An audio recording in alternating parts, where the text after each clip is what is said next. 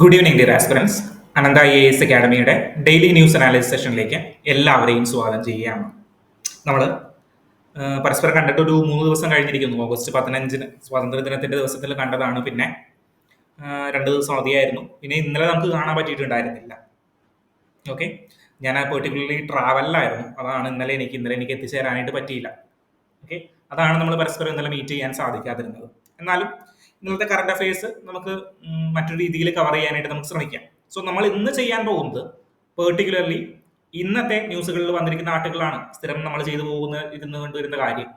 Okay, so ഈ ദിവസങ്ങളിൽ എന്തൊക്കെയാണ് പ്രധാനമായിട്ട് സംഭവിച്ചത്? പെർട്ടിക്കുലർ ഒരു കാര്യം സംഭവിച്ചു. ഞായറാഴ്ച ഇലക്ഷൻ കമ്മീഷണർ മാധ്യമങ്ങളെ കാണുകയാണ്. പെട്ടെന്ന്, അത് ഞായറാഴ്ച അവധിയാണ്, എന്നിട്ടും ഇലക്ഷൻ കമ്മീഷണർ അത്രയും ഊർജ്ജസ്വലനായി വന്നിട്ട് മാധ്യമങ്ങളെ കാണുകയാണ്. സോ അതിന് പിന്നിൽ ചിലപ്പോൾ ഒരു അജണ്ട ഉണ്ടായിരിക്കാം, നമുക്കറിയില്ല. പക്ഷേ അത് തീർത്തും ക്രിറ്റിക്കൽ ആയിട്ടുള്ള അല്ലെങ്കിൽ ഒരു നിലവാരം കുറഞ്ഞ ഒരു ചർച്ചയിലേക്കാണ് ഇലക്ഷൻ കമ്മീഷനെ വലിച്ചയച്ചത്. കാരണം എന്താണ്? ഞായറാഴ്ച ഇലക്ഷൻ കമ്മീഷൻ മാധ്യമങ്ങളെ കണ്ടിട്ട് എന്താ പറഞ്ഞേ? അതായത്, നിങ്ങൾ ഒന്നില്ലെങ്കിൽ അഫിഡവിറ്റ് തരിക, അല്ലെങ്കിൽ അപ്പോളജി പറയുക. ഇത് പറയാനായിട്ടാണോ അദ്ദേഹം മാധ്യമങ്ങളെ കാണേണ്ടത്? ചീഫ് ഇലക്ഷൻ കമ്മീഷണർ തരം താഴരുത് എന്നുള്ളതാണ് എനിക്ക് ആ ന്യൂസ് കണ്ടപ്പോൾ മനസ്സിലായത്. സോ നമുക്ക് ഇവിടെ നോക്കേണ്ടത്, ഈ പെർട്ടിക്കുലർ ന്യൂസിൽ നോക്കേണ്ടത് എന്താണ്?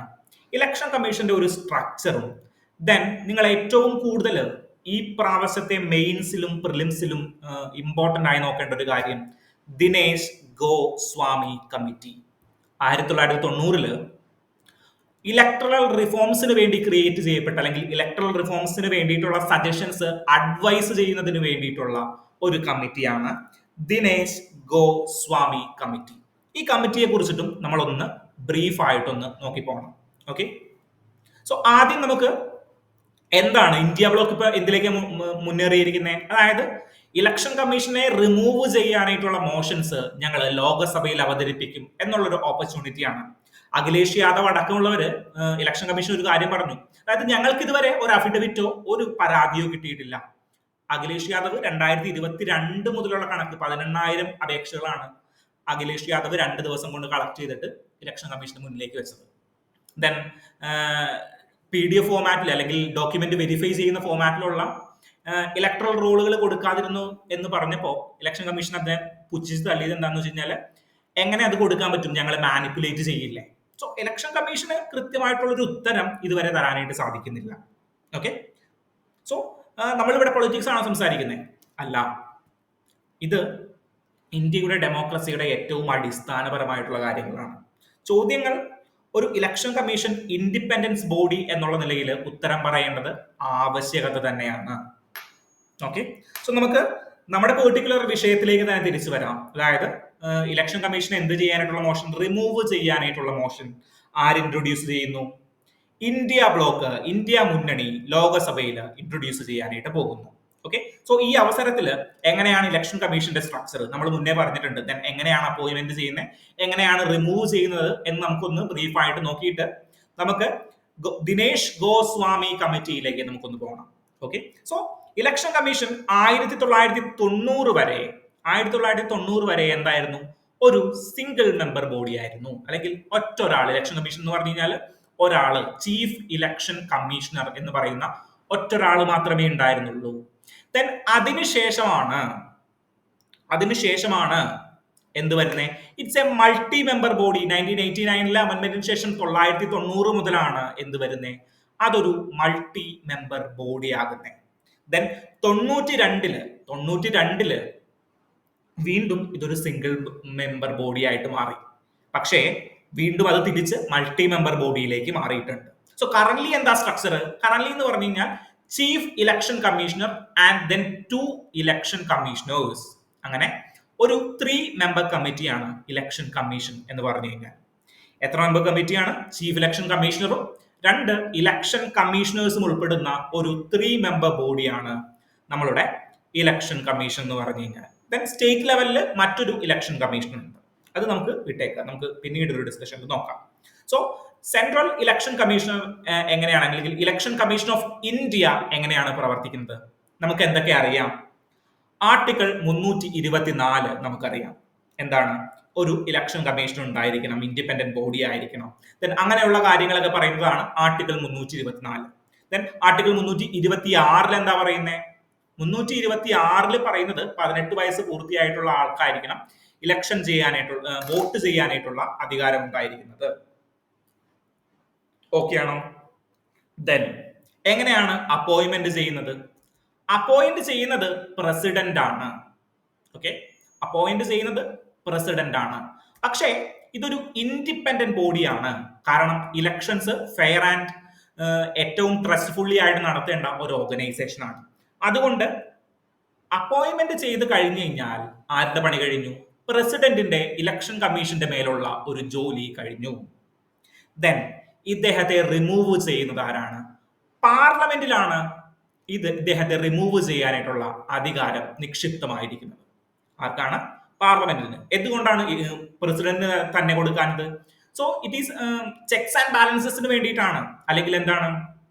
ഫെയർ ഇലക്ഷൻസ് അല്ലെങ്കിൽ ഫെയർ അഡ്മിനിസ്ട്രേഷൻസ് നടത്തുന്നതിന് വേണ്ടിയിട്ടാണ് നമ്മൾ പ്രസിഡന്റിന്റെ കയ്യിൽ നിന്ന് അത് മാറ്റിയിട്ട് പാർലമെന്റിന് കൊടുത്തിരിക്കുന്നത്.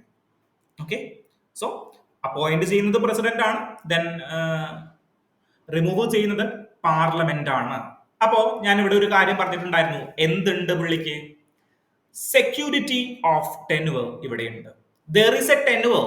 6 വർഷക്കാലമായിരിക്കും ഒരു എന്തുള്ളത്? ഒരു ഇലക്ഷൻ കമ്മീഷണർ ഉള്ളത്. എത്ര വർഷക്കാലമായിരിക്കും? 6 വർഷക്കാലം, അല്ലെങ്കിൽ 65 വയസ്സ് പൂർത്തിയാകുന്നത് വരെ. 6 years or up to the age of 65 years. 65 വയസ്സ് പൂർത്തിയാകുന്നത് വരെ. പക്ഷേ ഇവിടെ ഒളിഞ്ഞു കിടക്കുന്ന ഒരു കാര്യമുണ്ട്, സെക്യൂരിറ്റി ഓഫ് ടെനുവർ. നിങ്ങൾക്ക് നാളെ നമ്മളുടെ ഇലക്ഷൻ കമ്മീഷണറോട് വരണ്ട എന്ന് പറയാനായിട്ട് പ്രസിഡന്റിന് സാധിക്കില്ല, പ്രൈം മിനിസ്റ്റർ മോദിജിക്ക് സാധിക്കില്ല.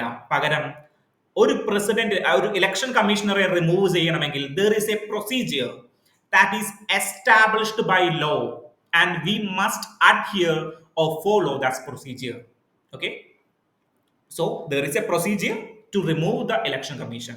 So അങ്ങനെ ഒരു പ്രൊസീജിയർ ഉണ്ടെങ്കിൽ അങ്ങനെ അതിനെ നമ്മൾ എന്താ വിളിക്കുക? Security of tenure. Okay, so അവരുടെ ടെനുവറിന് ഒരു സെക്യൂരിറ്റി ഉണ്ട്. അതിന് ഞാൻ ഒരു എക്സാമ്പിൾ പറഞ്ഞിട്ടുണ്ടായിരുന്നു. നമ്മളുടെ ഗവേണേഴ്സിന് ടെനുവർ ഉണ്ട്, 5 വർഷ കാലാവധി അല്ലെ? നമ്മളുടെ ആരിഫ് മുഹമ്മദ് ഖാൻ, ആർ ലേക്കർ, ഇവർക്ക് എല്ലാവർക്കും എന്താ ഉള്ളത്? 5 വർഷത്തെ കാലാവധിയാണ്, 5 വർഷത്തെ ടെനുവർ ആണുള്ളത്. പക്ഷേ അവർക്ക് സെക്യൂരിറ്റി ഓഫ് ടെനുവർ ഉണ്ടോ? സെക്യൂരിറ്റി ഓഫ് ടെനുവർ ഇല്ല. എന്താ കാരണം സെക്യൂരിറ്റി ഓഫ് ടെനുവർ ഇല്ലാത്തതിന്റെ കാരണം? സെക്യൂരിറ്റി ഓഫ് ടെനുവർ ഇല്ലാത്തതിന്റെ കാരണം എന്താണെന്ന് വെച്ച് കഴിഞ്ഞാൽ പ്രസിഡന്റ് എപ്പ പൊക്കോളാൻ പറഞ്ഞു കഴിഞ്ഞാലും ആര് പൊക്കോളണം? നമ്മളുടെ ഗവർണേഴ്സ് പൊക്കോളണം. So there is no procedure that is established by law. മനസ്സിലായോ? To remove the governors. So അതുകൊണ്ട് ടെനുവർ ഉണ്ട്, പക്ഷെ സെക്യൂരിറ്റി ഓഫ് ടെനുവേഴ്സ് ഇല്ല. ഇലക്ഷൻ കമ്മീഷന്റെ കാര്യത്തിൽ there is a security of tenure. Security of tenure ഉണ്ടെന്ന് പറയുമ്പോൾ ദർ ഈസ് എ പ്രൊസീജിയർ. എന്താണ് പ്രൊസീജിയർ? ഇലക്ഷൻ കമ്മീഷനെ റിമൂവൽ ചെയ്യാനായിട്ടുള്ള പ്രൊസീജിയർ.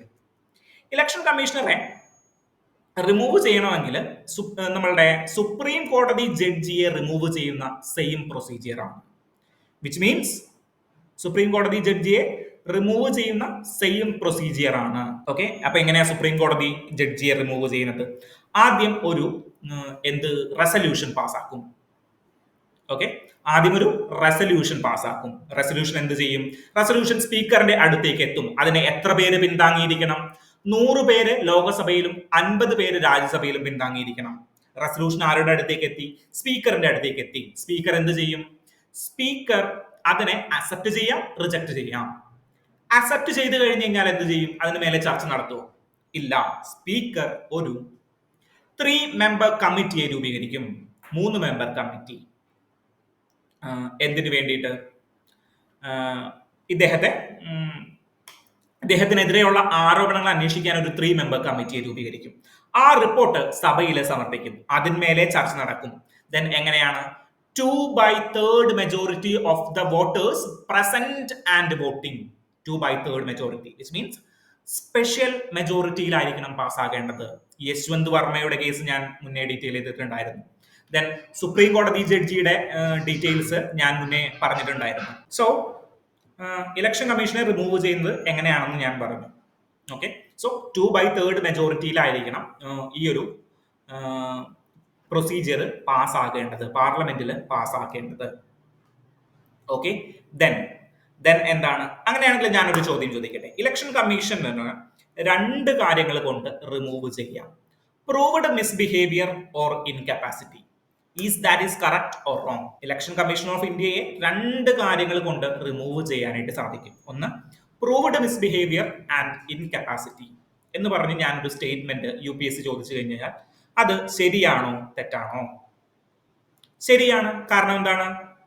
ഒരു സുപ്രീം കോടതി ജഡ്ജിയെ എങ്ങനെ റിമൂവ് ചെയ്യുമോ അതുപോലെ തന്നെ ആയിരിക്കും ചീഫ് ഇലക്ഷൻ കമ്മീഷണറെയും റിമൂവ് ചെയ്യുന്നത്. Okay, then there is A qualification. എന്തെങ്കിലും ക്വാളിഫിക്കേഷനുകൾ ഉണ്ടോ? ലിമിറ്റേഷനെ കുറിച്ചിട്ടാണ് പറയുന്നത്. ഇലക്ഷൻ കമ്മീഷണറിനെ തെരഞ്ഞെടുക്കാനായിട്ട് എന്തെങ്കിലും ക്വാളിഫിക്കേഷൻ, ഇന്ന ആളായിരിക്കണം, ഇല്ല, അങ്ങനെ ക്വാളിഫിക്കേഷൻ ഒന്നും പ്രിസ്ക്രൈബ് ചെയ്തിട്ടില്ല. ദെൻ പോസ്റ്റ് റിട്ടയർമെന്റ് അപ്പോയിന്റ്മെന്റുകൾ, അതായത് ഇലക്ഷൻ കമ്മീഷണറായിട്ട് വിരമിച്ചു കഴിഞ്ഞാൽ അദ്ദേഹത്തിന് പിന്നീട് അപ്പോയിന്റ്മെന്റുകൾ, സർക്കാരിലെ എന്തെങ്കിലും അപ്പോയിന്റ്മെന്റുകൾ എടുക്കാനായിട്ട് പറ്റുമോ? തീർച്ചയായിട്ടും എടുക്കാനായിട്ട് പറ്റും. അങ്ങനെ കോൺസ്റ്റിറ്റ്യൂഷൻ ഡീബാർ ഒന്നും ചെയ്തിട്ടില്ല. ഓക്കെ, സോ നമ്മളുടെ ജഡ്ജിമാർക്ക് എടുക്കാനായിട്ട് പറ്റില്ല. സുപ്രീം കോടതി ജഡ്ജ് ആണെങ്കിൽ നമ്മളുടെ സെൻട്രൽ ഗവൺമെന്റിന്റെ ഉന്നത പൊസിഷനിലേക്കൊന്നും, അല്ലെങ്കിൽ ഏതെങ്കിലും പബ്ലിക് സെക്ടർ അണ്ടർടേക്കിന്റെ ഡയറക്ടറായിട്ടൊന്നും പോസ്റ്റ് ചെയ്യാനായിട്ട് പറ്റത്തില്ല. നമ്മളുടെ എക്സാമ്പിൾ ഞാൻ പറയാം. നമ്മളുടെ KMRL, കൊച്ചി മെട്രോ റെയിൽ ലിമിറ്റഡിന്റെ ഡയറക്ടർ ആരാണ്, അല്ലെങ്കിൽ CEO ആരാണ്? ഇപ്പോ മുന്നേ ഉണ്ടായിരുന്ന ഒരു IPS ഓഫീസറാണ്. സോ ആ ഒരു അപ്പോയിന്റ്മെന്റ് എന്ന് പറഞ്ഞു കഴിഞ്ഞാൽ എന്താണ്? ഒരു പബ്ലിക് സെക്ടർ അണ്ടർടേക്കറിന്റെ ഡയറക്ടറായിട്ട് ഒരു ഗവൺമെന്റ് ഓഫീഷ്യൽസിനെ അപ്പോയിന്റ്മെന്റ് ചെയ്തിരിക്കുന്നു. അദ്ദേഹത്തിന് കഴിവുണ്ടായിരിക്കാം. പക്ഷേ അങ്ങനെ പോസ്റ്റ് റിട്ടയർമെന്റ് ആയിട്ടുള്ള അപ്പോയിന്റ്മെന്റുകൾ നമ്മൾ കൂടുതൽ കൊടുത്തു കഴിഞ്ഞു കഴിഞ്ഞാൽ എന്താ സംഭവിക്കുക?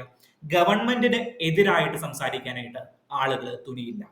സോ ഇലക്ഷൻ കമ്മീഷൻ എന്ന് പറഞ്ഞു കഴിഞ്ഞാൽ ഒരു ഇൻഡിപെൻഡന്റ് ഓർഗനൈസേഷൻ ആണ്. അവർക്ക് പോസ്റ്റ് റിട്ടയർമെന്റ് അപ്പോയിന്റ്മെന്റുകൾ അലോ ചെയ്തിരിക്കുകയാണ്. ജഡ്ജസ് ഇല്ല. സുപ്രീം കോടതി ജഡ്ജന്മാർക്ക് പോസ്റ്റ് റിട്ടയർമെന്റ് അപ്പോയിന്റ്മെന്റുകൾ ചെയ്യാനായിട്ട് പാടില്ല. അവർക്ക് കോടതിയിൽ റെപ്രസെന്റ് പോലും ചെയ്യാൻ പാടില്ല. ഇന്ത്യൻ കോടതികളിൽ, ഇന്റർനാഷണൽ കോടതികളിൽ അവർക്ക് റെപ്രസെന്റ് ചെയ്യാം, കുഴപ്പമൊന്നുമില്ല. സോ അങ്ങനെയുള്ള നിയമങ്ങൾ ദെൻ ഞാൻ മുന്നേ പറഞ്ഞിട്ടുണ്ട് ഒരു ഡിസ്കഷനിൽ. എന്താണ് ബഡ്ജറ്റ് ചാർജ്ഡ് എക്സ്പെൻഡിച്ചർ അല്ല. അതായത് നിർമ്മല സീതാരാമൻ അടുത്ത വർഷം ഇലക്ഷൻ കമ്മീഷന് കൊടുക്കേണ്ട എമൗണ്ടുകൾ വെട്ടിച്ചുരുക്കി കഴിഞ്ഞു കഴിഞ്ഞാൽ അതിനെതിരെ നമുക്ക് കോടതിയിൽ പോകാനായിട്ട് പറ്റില്ല. കാരണം എന്താണ്? ഇത് ചാർജ്ഡ് എക്സ്പെൻഡിച്ചറുകൾ അല്ല. So remain that these are the limitations. Then we coming into the important part, which is Dinesh Goswami committee. Dinesh Goswami committee എന്ന് പറഞ്ഞു കഴിഞ്ഞാൽ 1989-90 കാലഘട്ടങ്ങളിൽ VP സിംഗ് ഗവൺമെന്റിന്റെ അധികാരത്തിൽ ഉണ്ടായിരുന്ന ഗവൺമെന്റില് ലോ മിനിസ്റ്റർ ആയിരുന്ന ആളാണ് ഈ ദിനേശ് ഗോസ്വാമി എന്ന് പറഞ്ഞു കഴിഞ്ഞാൽ. സോ ഈ ദിനേശ് ഗോസ്വാമി എന്ത് ചെയ്തു എന്ന് പറഞ്ഞാൽ, ഇദ്ദേഹം ഇലക്ട്രൽ റിഫോംസിന് വേണ്ടിയിട്ട് ഒരു കമ്മിറ്റി രൂപീകരിക്കുകയും അതിന്റെ ഹെഡ് ആവുകയും അതിന് ഇലക്ട്രൽ റിഫോംസ് സജസ്റ്റ് ചെയ്യുകയും ചെയ്തു. പക്ഷേ ഇത് മുഴുവനായിട്ട് അങ്ങോട്ട് പ്രാബല്യത്തിൽ വന്നില്ല. കാരണം എന്താണ്? VP സിംഗ് ഗവൺമെന്റ് അധികകാലം ഭരിച്ചില്ല. 90 ആയി കഴിഞ്ഞപ്പോഴേക്കും നരസിംഹറാവുവിന്റെ ഗവൺമെന്റ് അധികാരത്തിൽ വരികയും ദെൻ കോൺഗ്രസ് അധികാരത്തിലേക്ക് വരികയും അതിനുശേഷം എന്ത് വന്നില്ല, ഇതിനത്ര പ്രൊമിനൻസ് കിട്ടിയില്ല. പക്ഷേ ഇദ്ദേഹത്തിന്റെ സജഷൻസുകൾ കറന്റ് പലപ്പോഴായിട്ട് നമ്മൾ ഉപയോഗിച്ചു പോന്നിട്ടുണ്ട് ഈ Dinesh Goswami committee. Okay, Dinesh Goswami committee മാത്രമല്ല, വൊഹ്റ കമ്മിറ്റി എന്ന് പറയുന്ന ഒരു കമ്മിറ്റി ഉണ്ട്. ദെൻ സെക്കൻഡ് ARC റിപ്പോർട്ട്, നമ്മൾ UPSC സിലബസിലുള്ള എല്ലാവരും ഒന്ന് മറിച്ചെങ്കിലും നോക്കിയിരിക്കേണ്ട ഒരു സിലബസ് ആണ്. Second administrative reforms committee report. ആരായിരുന്നു അതിന്റെ ഹെഡ് ആയിട്ടുണ്ടായിരുന്നത്? വീരപ്പ മൊയ്ലി, കർണാടകയുടെ മുൻ മന്ത്രിയായിട്ടുണ്ടായിരുന്ന ആളാണ് ഈ വീരപ്പ മൊയ്ലി. സോ അദ്ദേഹമായിരുന്നു ഈ സെക്കൻഡ് ARC റിപ്പോർട്ട് അല്ലെങ്കിൽ സെക്കൻഡ് ARC കമ്മിറ്റിയെ ഹെഡ് ചെയ്തിട്ടുണ്ടായിരുന്ന ആൾ. ഓക്കെ, സോ ഈ സെക്കൻഡ് ARC റിപ്പോർട്ടിലും എന്ത് പറയുന്നുണ്ട്? ഇലക്ട്രൽ റിഫോംസിനെ കുറിച്ചിട്ട് പറയുന്നുണ്ട്. അത് നമുക്ക് ഡീറ്റെയിൽ ആയിട്ട് പിന്നൊരിക്കൽ നോക്കാം. ARC റിപ്പോർട്ടുകളെ കുറിച്ചിട്ട് ഡീറ്റെയിൽ ആയിട്ട് ഒരു സീരീസ് തന്നെ നമ്മൾ ചെയ്യാനായിട്ട് ഉദ്ദേശിക്കുന്നുണ്ട്. അതിൽ നമുക്ക് ഡീറ്റെയിൽ ആയിട്ട് തന്നെ നമുക്ക് പഠിച്ചു പോകാം. ഓക്കെ, ഇപ്പോ നമ്മൾ പറയുന്നത് ഈ ദിനേശ് ഗോസ്വാമി കമ്മിറ്റിയെ കുറിച്ചിട്ടാണ്. ഓക്കെ, അപ്പൊ ദിനേശ് ഗോസ്വാമി ആരാണെന്ന് മനസ്സിലായല്ലോ. 1989-90 കാലഘട്ടങ്ങളിലെ ആരാണ്? ലോ മിനിസ്റ്റർ ആയിരുന്നു അദ്ദേഹം. ചില ചേഞ്ചസുകൾ പ്രഡിക്റ്റ് ചെയ്തു, അല്ലെങ്കിൽ ചേഞ്ചസുകൾ സജസ്റ്റ് ചെയ്തു. ഇലക്ഷൻ ഇങ്ങനെ തന്നെ കണ്ടിന്യൂ ചെയ്യണം, വേറെ പ്രശ്നങ്ങളൊന്നും ഇല്ല, ഇങ്ങനെ തന്നെ കണ്ടിന്യൂ ചെയ്യണം. First past the post system തന്നെ കണ്ടിന്യൂ ചെയ്താൽ മതി. എന്നാൽ പ്രപ്പോർഷണൽ റെപ്രസെന്റേഷന്റെ സാധ്യതകൾ നമ്മൾ എക്സ്പ്ലോർ ചെയ്യണം.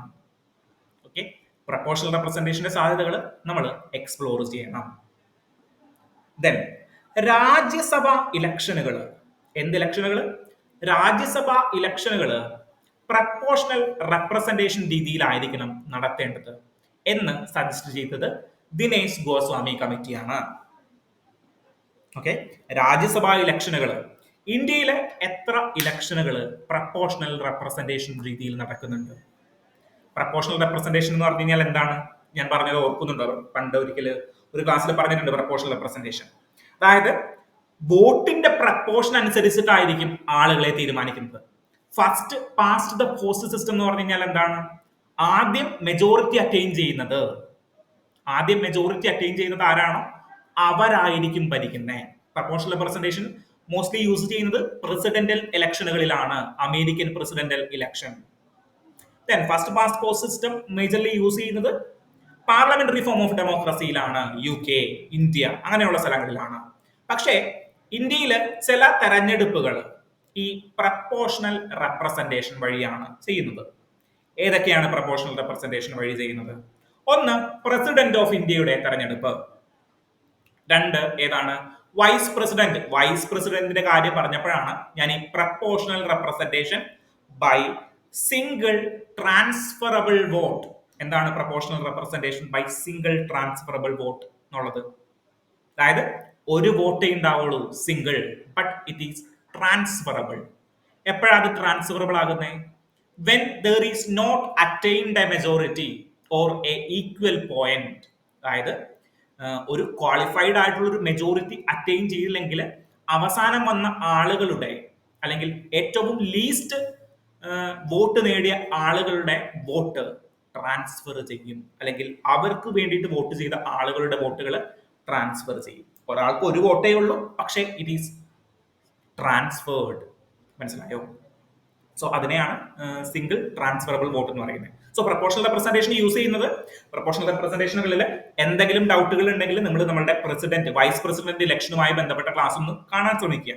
ഓക്കെ, എന്നിട്ടും ഡൗട്ട് മാറിയില്ലെങ്കിൽ ഡയറക്ട്ലി എന്നെ കോൺടാക്ട് ചെയ്തോളൂ, ഞാൻ പറഞ്ഞുതരാം. ഓക്കെ, സമയത്തിന്റെ ഒരു പരിമിതി ഉണ്ട്, അതാണ് ഞാൻ പഴയ ക്ലാസ് വീണ്ടും ഇവിടെ റിപ്പീറ്റ് ചെയ്ത് പോകാത്തത്. ഓക്കെ, സോ ഒന്ന്, പ്രസിഡന്റ് ഇലക്ഷൻ ആണ് പ്രപ്പോർഷണൽ റെപ്രസെന്റേഷൻ വരുന്നത്. ദെൻ നമ്മൾ ഡിസ്കസ് ചെയ്ത vice president election. Then Rajya Sabha elections. So ഈ രാജ്യസഭ ഇലക്ഷൻസ് പ്രപ്പോർഷണൽ റെപ്രസെന്റേഷനിലായിരിക്കണം നടക്കണം എന്ന് പറഞ്ഞത് ഇവിടെ ആരാണ്? ദിനേശ് ഗോസ്വാമി കമ്മിറ്റിയാണ്. ദെൻ മൾട്ടി മെമ്പർ കമ്മീഷൻ, ഞാൻ പറഞ്ഞു 1990 വരെ, 89-90 വരെ എന്തായിരുന്നു? സിംഗിൾ മെമ്പർ ബോഡി ആയിരുന്നു.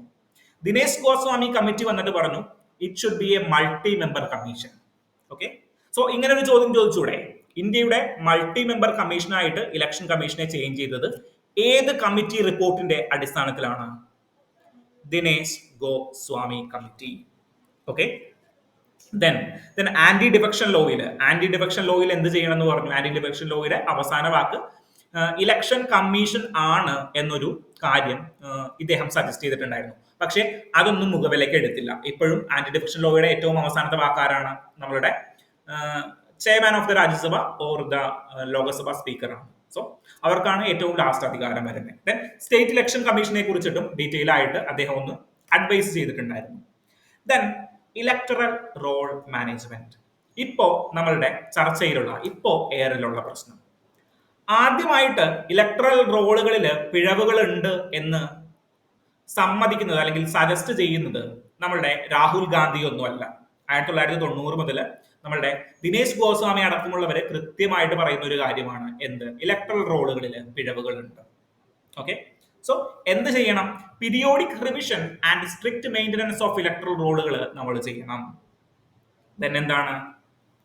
മരിച്ചുപോയ ആളുകളെയും അങ്ങനെയുള്ളവരെയൊക്കെ എല്ലാവരെയും നമ്മൾ ഒഴിവാക്കിയാൽ മാത്രമേ എന്ത് ചെയ്യാനായിട്ട് പറ്റത്തുള്ളൂ? നമ്മൾ ഇലക്ടറൽ റോളുകൾ ശുദ്ധീകരിക്കാനായിട്ട് സാധിക്കുകയുള്ളൂ. Then technological solution for accurate voters list. Technology use ചെയ്തുകൊണ്ട് നമ്മൾ എന്ത് ചെയ്യണം?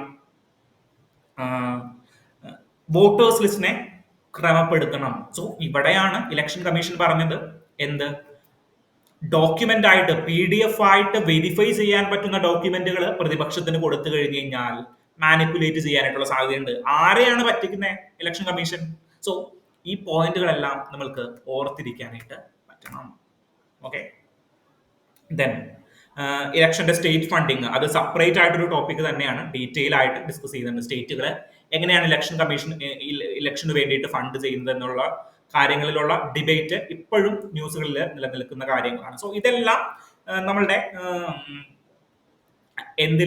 നമ്മളുടെ ദിനേശ് ഗോസ്വാമി കമ്മിറ്റിയുടെ റിപ്പോർട്ടിൽ ഡീറ്റെയിൽ ആയിട്ട് ഡിസ്കസ് ചെയ്തിട്ടുണ്ടായിരുന്ന ഒരു കാര്യമായിരുന്നു. ഓക്കെ, ഇദ്ദേഹം പറഞ്ഞ കാര്യങ്ങൾ ക്യാമ്പയിൻ പീരീഡ് കട്ടയിൽ ദ ഇലക്ഷൻ ക്യാമ്പയിൻ പീരീഡ് ഇത്രയൊന്നും ദീർഘിപ്പിക്കേണ്ട കാര്യമില്ല. Model code of conduct legal backing ആയിരിക്കണം. അതായത് it should not be a model, but അതിന് ഒരു ലീഗൽ ബാക്കിംഗ് ഉണ്ടായിരിക്കണം. സോ ഇദ്ദേഹം പറഞ്ഞ പല കാര്യങ്ങളും നമ്മൾ പിൽക്കാലത്ത് മോഡൽ കോഡ് ഓഫ് കണ്ടക്ട് ഇതിന് മുന്നേ വന്നതാണെങ്കിലും ഇതിന് ഇദ്ദേഹം പറഞ്ഞ പല കാര്യങ്ങളും എന്ത് ചെയ്തു, നമ്മൾ പിന്നീട് നിയമങ്ങളാക്കിയിട്ട് കൺവേർട്ട് ചെയ്യുന്നുണ്ട്. ദെൻ ഗവൺമെന്റ് അഡ്വർടൈസുകൾ പാടില്ല. ദെൻ ഇലക്ഷൻ പെറ്റീഷനുകൾ 45 ദിവസമാണ് നമ്മളുടെ ഒരു ഇലക്ഷൻ പെറ്റീഷൻസ് കൊടുക്കാനായിട്ടുള്ളത്. അല്ലെങ്കിൽ ഇലക്ഷന് എന്തെങ്കിലും പരാതികൾ ഉണ്ടെങ്കിൽ 45 ദിവസത്തിന് മുന്നിൽ നമ്മൾ എന്ത് ചെയ്യണം, ഹൈക്കോടതിയെ സമീപിച്ചിരിക്കണം. ഓക്കെ, സോ ഇന്നലെയും ഇലക്ഷൻ കമ്മീഷൻ പറഞ്ഞൊരു കാര്യമാണ്, 45 ദിവസം കഴിഞ്ഞു, അതിനുശേഷം ഒരു പരാതിയും കിട്ടിയിട്ടില്ല, അത് കാരണം നമ്മൾ എന്ത് ഡിലീറ്റ് ചെയ്ത് കളഞ്ഞു, CCTV ദൃശ്യങ്ങളെല്ലാം ഡിലീറ്റ് ചെയ്ത് കളഞ്ഞു എന്ന് ഇലക്ഷൻ കമ്മീഷൻ ഒരു സജഷൻ പറയുകയുണ്ടായി, അല്ലെങ്കിൽ ഒരു കാര്യം പറയുകയുണ്ടായി. പക്ഷേ ഇവിടെ പറഞ്ഞിരിക്കുന്ന ഒരു കാര്യം നോക്കിയേ, independent machinery to investigate election petition within 6 months. Okay, 6 മാസത്തിനുള്ളിൽ എന്ത് ചെയ്യണം, ഇലക്ഷൻ പെറ്റീഷനുകളെ കുറിച്ചിട്ട് ഇൻഡിപെൻഡന്റ് മെഷീനറി അംഗീകരിച്ചിരിക്കണം. ഓക്കെ, സോ ഇത് നമുക്ക് UPSCയുടെ മെയിൻസിൽ GS പേപ്പർ 2 യൂസ് ചെയ്യാൻ പറ്റുന്ന ഒരു റിപ്പോർട്ടാണ്. പെർട്ടിക്കുലർലി നമ്മൾ യൂസ് ചെയ്യേണ്ടത് സെക്കൻഡ് ARC റിപ്പോർട്ടുകളാണ്. പക്ഷേ ഈ ദിനേശ് ഗോസ്വാമി കമ്മിറ്റിയെ കുറിച്ചിട്ടും നമ്മൾ എഴുതേണ്ടത് ഇന്നത്തെ അവസരത്തിൽ ഏറ്റവും ഇമ്പോർട്ടൻ്റ് ആയിട്ടുള്ള ഒരു കാര്യമാണ്. ഓക്കെ, സോ നമ്മൾ ഇലക്ഷനെ കുറിച്ചിട്ട് ഒരുപാട് കാര്യങ്ങൾ പഠിച്ചു. ഓക്കെ, സോ നമ്മൾ ഇതിനെല്ലാം കൂടി ഒന്ന് ക്രോഡീകരിച്ചിട്ട് ഒരു വീഡിയോ ചെയ്യാനായിട്ട് ഉദ്ദേശിക്കുന്നുണ്ട്. സോ ഒരു ഇലക്ഷൻസ് റിലേറ്റഡ് ആയിട്ടുള്ള ഇലക്ഷൻ സീരീസ്, സോ ഇതിൽ നമ്മൾ കേസ് ലോസ് ഡിസ്കസ് ചെയ്യും. ദെൻ അങ്ങനെയുള്ള കാര്യങ്ങളൊക്കെ ഡിസ്കസ് ചെയ്യാനായിട്ട് ഒരു വീഡിയോ, ഒരു ക്ലാസ് നമ്മൾ ചെയ്യാനായിട്ട് ഉദ്ദേശിക്കുന്നുണ്ട്. ഉടനെ നിങ്ങൾക്ക് അത് ലഭ്യമാകും. ഓക്കെ, സോ അതിൽ നമുക്ക് ഡീറ്റെയിൽ ആയിട്ട് ഇതെല്ലാം കവർ ചെയ്യാം. അതിൽ സെക്കൻഡ് ARC റിപ്പോർട്ടുകൾ നമ്മൾ കവർ ചെയ്യും. അങ്ങനെയുള്ള കാര്യങ്ങളൊക്കെ നമുക്ക് അവിടെ കവർ ചെയ്ത് പോകാം. Okay, so Dinesh Goswami committee report കൃത്യമായിട്ട് മനസ്സിലായല്ലോ. സോ ഇതൊന്ന് ഡീറ്റെയിൽ ആയിട്ട് നിങ്ങളൊന്ന് പഠിച്ചു വെക്കുക. എവിടെയാണ് നമുക്ക് ഇത് യൂസ് ചെയ്യാൻ പറ്റുന്നത് എന്ന് നമുക്കിപ്പോൾ പറയാൻ പറ്റില്ല, പലപ്പോഴും നമുക്ക് ഇതെടുത്ത് യൂസ് ചെയ്യാനായിട്ട് പറ്റും. ഓക്കെ, ിലേക്ക് പോകാം. രണ്ടാമത്തെ കേരളത്തിൽ നിന്നൊരു ന്യൂസ് ആണ്. കേരളത്തില് പലപ്പോഴും ഈ മഴക്കാലഘട്ടങ്ങളിൽ ഇടയ്ക്കിടയ്ക്ക് കേട്ട് വരാറുള്ള ഒരു ന്യൂസ് ആണ് ഈ ബ്രെയിൻ ഈറ്റിംഗ് അമീബയെ കുറിച്ചിട്ട്, അല്ലെങ്കിൽ മസ്തിഷ്കം തുറന്നു തിന്നുന്ന ഒരു അമീബയെ കുറിച്ചിട്ടുള്ള ഒരു വാർത്ത. So it is primary amoebic meningoencephalitis എന്ന് പറയുന്ന ഒരു പാരസൈറ്റ് ആണ്. ഓക്കെ, സോ ഇതെന്താന്ന് പറഞ്ഞാൽ കെട്ടിക്കിടക്കുന്ന വെള്ളങ്ങളിൽ നമ്മൾ പോയി കുളിച്ചു കഴിയുമ്പോഴോ അല്ലെങ്കിൽ കെട്ടിക്കിടക്കുന്ന വെള്ളങ്ങളിലാണ് ഈ ഒരു parasite. So it is A parasitic disease. എന്താണ് ഈ പാരസൈറ്റ് എന്ന് പറഞ്ഞു കഴിഞ്ഞാൽ, പലതരത്തിലുള്ള രോഗങ്ങളുണ്ട്. എങ്ങനെയാണ്, വൈറസ് കൊണ്ട് രോഗം വരും, അല്ലെങ്കിൽ ബാക്ടീരിയ കൊണ്ട് രോഗങ്ങൾ വരും, ദെൻ പാരസൈറ്റുകൾ കൊണ്ട് രോഗങ്ങൾ വരും. ഓക്കെ, പാരസൈറ്റ് എന്ന് പറഞ്ഞു കഴിഞ്ഞാൽ മറ്റൊരു ഹോസ്റ്റിന്റെ ജീവിയിൽ അല്ലെങ്കിൽ ഏതെങ്കിലും ഒരു ബോഡിയിൽ ഹോസ്റ്റ് ആയിട്ട് വന്ന് താമസിക്കുന്ന ഒരു ജീവിയെയാണ് ഈ പാരസൈറ്റുകൾ എന്ന് പറയുന്നത്. പാരസൈറ്റിന്റെ ഒരു എക്സാമ്പിൾ പറഞ്ഞേ. പാരസൈറ്റിന്റെ ഒരു എക്സാമ്പിൾ എന്ന് പറഞ്ഞാൽ നമ്മുടെ തലയിലേക്ക് വരുന്ന പേനുകൾ ഉണ്ടല്ലോ, ദെൻ ഈ കട്ടിലൊക്കെയുള്ള മൂട്ട എന്ന് പറയുന്ന സാധനമില്ലേ, സോ അതെല്ലാം ഈ പാരസൈറ്റിന്റെ എക്സാമ്പിൾ ആണ്. ദെൻ വേറൊരു ഗംഭീര പാരസൈറ്റിന്റെ എക്സാമ്പിൾ നിങ്ങൾക്ക് പറയാനായിട്ട് പറ്റും. ഏതാണെന്ന് വെച്ച് കഴിഞ്ഞാൽ കുയില്. സോ കുയില് ആരുടെ കൂട്ടിലാണ് വന്ന് മുട്ടയിടുന്നത്? കുയില് വന്നിട്ട് നമ്മളുടെ കാക്കയുടെ കൂട്ടിൽ വന്ന് മുട്ടയിടുകയാണ്. So it is called a famous relation between symbiotic റിലേഷനിൽ പെടുന്ന ഒരു കാര്യമാണ് ബ്രൂഡ് പാരാസൈറ്റിസം. സോ അത് നിങ്ങൾ എക്കോളജി ആൻഡ് എൻവിറോൺമെന്റ് ക്ലാസ്സുകളിൽ ഡീറ്റെയിൽ ആയിട്ട് പഠിക്കും. ഓക്കെ, സോ ഇപ്പോൾ നമ്മൾ ഇവിടെ പഠിക്കുന്നത് ഒരു പാരാസൈറ്റിനെ കുറിച്ചിട്ടാണ്. എന്താണ്? പ്രൈമറി അമീബിയോയിക് മെനിഞ്ചനോ സിഫാലിറ്റിസ് എന്ന് പറയുന്ന ഒരു പാരസൈറ്റിനെ കുറിച്ചിട്ടാണ് നമ്മൾ ഇവിടെ പറയുന്നത്. Particularly known as brain eating amoeba. Okay, brain eating ആയിട്ട് ഇത് നോർമലി കണ്ടുവരുന്നത് എന്താണ്? കെട്ടിക്കിടക്കുന്ന വെള്ളത്തിലാണ്. നേരിട്ട് മൂക്കിലൂടെ ബ്രെയിനിൽ എത്തുകയും ബ്രെയിനിനെ കാർന്നു നിന്ന് നശിപ്പിക്കുകയും ബ്രെയിൻ ഡെത്ത് സംഭവിക്കുകയും ചെയ്യും. The amoeba enters through the nasal passage, not by swallowing water, and destroys brain tissues. It does not spread person to person. Okay. So children's ആണ് ഈ ഒരു ഇൻഫെക്ഷന് വൾണറബിൾ ആയിട്ടുള്ളത്. 97% വന്ന് പെട്ട് കഴിഞ്ഞ് കഴിഞ്ഞാൽ മരണം ഏകദേശം ഉറപ്പാണ്. ഒരു 97% മരിക്കാനായിട്ടുള്ള സാധ്യതയുണ്ട്. സോ എന്തൊക്കെയാണ് symptoms? Severe headache, high fever, vomiting. Then ഇതിന്റെ എക്സ്ട്രീം ആയിക്കൊണ്ടിരിക്കും. എല്ലാ സമയത്തും ഇത് എക്സ്ട്രീമിലായിക്കൊണ്ടിരിക്കും. ദെൻ സോ ഇതെല്ലാമാണ് ഇതിനെ കുറിച്ചിട്ട് ഡീറ്റെയിൽ ആയിട്ട് പറയാനായിട്ടുള്ളത്. നമ്മൾക്ക് അറിയാൻ പറ്റുന്ന എല്ലാ മൺസൂൺ കാലഘട്ടങ്ങളിലും ഇടയ്ക്കിടയ്ക്ക് വാർത്തയിൽ വരാറായിട്ടുള്ള ഒരു കാരണമാണ് കേരളീയരെ സംബന്ധിച്ചിടത്തോളം. സോ ഇതിനെ ഒന്ന് ഡീറ്റെയിൽ ആയിട്ട് നിങ്ങളൊന്ന് മനസ്സിലാക്കിയിരിക്കുക, അത്രയുമേ ഇവിടെ ചെയ്യേണ്ടതുള്ളൂ. ഓക്കെ, ഇനി നമുക്ക് നെക്സ്റ്റ് ആർട്ടിക്കിളിലേക്ക് പോകണം. നെക്സ്റ്റ് ആർട്ടിക്കിൾ ഒരു പോസിറ്റീവ് ന്യൂസ് ആണ്. നമ്മളുടെ ഓപ്പൺ എഡിറ്റോറിയൽ സെഷനിൽ വന്നിരിക്കുന്ന ഒരു പോസിറ്റീവ് ന്യൂസ് ആണ്. കഴിഞ്ഞ ദിവസം യുണൈറ്റഡ് നേഷന്റെ സംഘടനയായിട്ടുള്ള food and agricultural organization FAO ഒരു റിപ്പോർട്ട് പ്രസിദ്ധീകരിച്ചു. ഇറ്റ്സ് ഒരു പീരിയോഡിക്കലായിട്ട് അവർ പ്രസിദ്ധീകരിച്ചു വരുന്ന റിപ്പോർട്ടാണ് state of food security and nutrition in the world. അതായത് ഫുഡ് സെക്യൂരിറ്റിയുടെയും ന്യൂട്രീഷന്റെയും ഒരു ഇൻഡെക്സ് ആണ്, അല്ലെങ്കിൽ ഒരു റിപ്പോർട്ടാണ് food and agricultural organization produce ചെയ്തിരിക്കുന്നത്. സോ അതുമായി ബന്ധപ്പെട്ടിട്ട് ലോകത്തിലെ ഹങ്കർ അല്ലെങ്കിൽ ന്യൂട്രീഷൻസിന്റെ ഡെഫിഷ്യൻസീസ് എല്ലാം കുറയുന്നതായിട്ടാണ് കാണുന്നത്. പക്ഷേ ഒരു പ്രീ പാൻഡമിക് ലെവലിലേക്കൊന്നും നമ്മൾ എത്തിയിട്ടില്ല. സോ COVID-19 ഉണ്ടായി കഴിഞ്ഞപ്പോൾ ഒരുപാട് പേർക്ക് ഹങ്കേഴ്സും മാൽ ന്യൂട്രീഷൻസും അല്ലെങ്കിൽ ന്യൂട്രീഷൻസ് ഡെഫിഷ്യൻസീസും സംഭവിച്ചിട്ടുണ്ട്. സോ അതിന് മുന്നേ ഉള്ള ഒരു ലെവലിലേക്ക്, അല്ലെങ്കിൽ ലോകത്തിന്റെ 7.3% മാത്രമാണ് എന്ത് വരുന്നേ, ദരിദ്രർ, ഹങ്കേഴ്സ് ഉള്ളൂ, അല്ലെങ്കിൽ വിശപ്പ് അനുഭവിക്കുന്നവരുള്ളൂ. സോ ആ ഒരു ലെവലിലേക്ക് നമ്മൾ എത്തിയിട്ടില്ല. നമ്മളിപ്പോഴും 8.2 ലെവലിലേക്കാണ് എത്തിയിരിക്കുന്നത്. പക്ഷേ 2023-22 കാലഘട്ടങ്ങളിലൊക്കെ ആയിട്ട് കമ്പയർ ചെയ്യുമ്പോൾ 673 മില്യൺ എന്ന് പറയുന്ന ഒരു സംഖ്യയിലേക്ക് നമ്മൾ എത്തിയിട്ടുണ്ട്. ഓക്കെ, അപ്പോൾ അത് എന്താണ്, പ്രൊമിസിംഗ് ആയിട്ടുള്ള ഒരു കാര്യമാണ്. കുറഞ്ഞു വരുന്നു എന്നുള്ളത് പ്രൊമിസിംഗ് ആയിട്ടുള്ള ഒരു കാര്യമാണ്. ഈ അവസരത്തിൽ ഇന്ത്യയുടെ എന്താണ് ഈ പ്രോഗ്രസിനെ ഇവിടെ എടുത്ത് പറഞ്ഞിരിക്കുകയാണ്.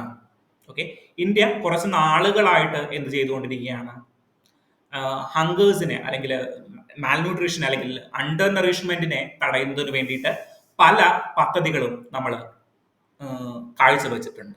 സോ എന്തൊക്കെയായിരുന്നു നമ്മളുടെ പ്രശ്നം എന്നുള്ളത് നമ്മൾ നോക്കും. ദെൻ എന്തൊക്കെയാണ് നമ്മൾ ചെയ്തത്, ഇനി എന്തൊക്കെയാണ് നമുക്ക് ചെയ്യാനായിട്ടുള്ളത്. സോ 3 പോയിന്റിലാണ് നമ്മളുടെ ഈ ഡിസ്കഷൻ നമ്മൾ അനലൈസ് ചെയ്യാൻ പോകുന്നത്. ഓക്കെ, സോ ഇന്ത്യയിൽ ഒരു 14% ആളുകൾ എന്താണ് ഫുഡിന് വേണ്ടിയിട്ട് കാത്തു നിൽക്കുന്നവരുണ്ട്, അല്ലെങ്കിൽ 30 മില്യൺ ഹങ്കേഴ്സിന് നമുക്ക് കുറയ്ക്കാനായിട്ട് സാധിച്ചിട്ടുണ്ട്. നമ്മൾ എന്തുകൊണ്ടാണ് ഇങ്ങനെ ഇതിനെ കുറയ്ക്കാനായിട്ടുള്ള കാര്യങ്ങൾ നമ്മൾ എന്തൊക്കെയാണ് ചെയ്തത്? ഒന്നാമത് പബ്ലിക് ഡിസ്ട്രിബ്യൂഷൻസ് നമ്മൾ ശരിയാക്കി. എങ്ങനെയാണ് പബ്ലിക് ഡിസ്ട്രിബ്യൂഷൻസുകൾ നമ്മൾ ശരിയാക്കിയത് എന്ന് പറഞ്ഞാൽ PDS സിസ്റ്റം, അതായത് നമ്മളുടെ റേഷൻ കടകളിൽ നമ്മൾ എന്ത് ഇൻട്രൊഡ്യൂസ് ചെയ്തു?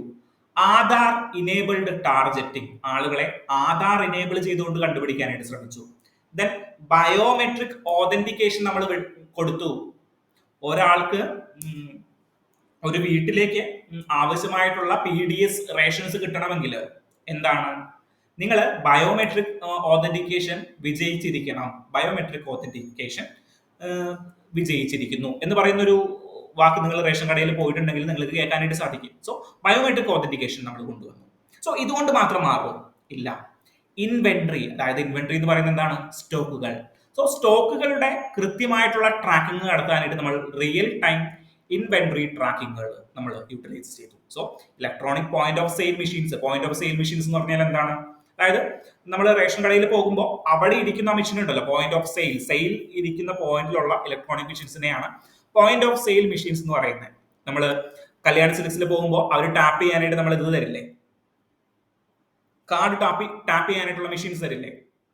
സോ അതും പോയിന്റ് ഓഫ് സെയിൽസ് മെഷീൻസ് ആണ്. എന്തിനു വേണ്ടിയിട്ട്?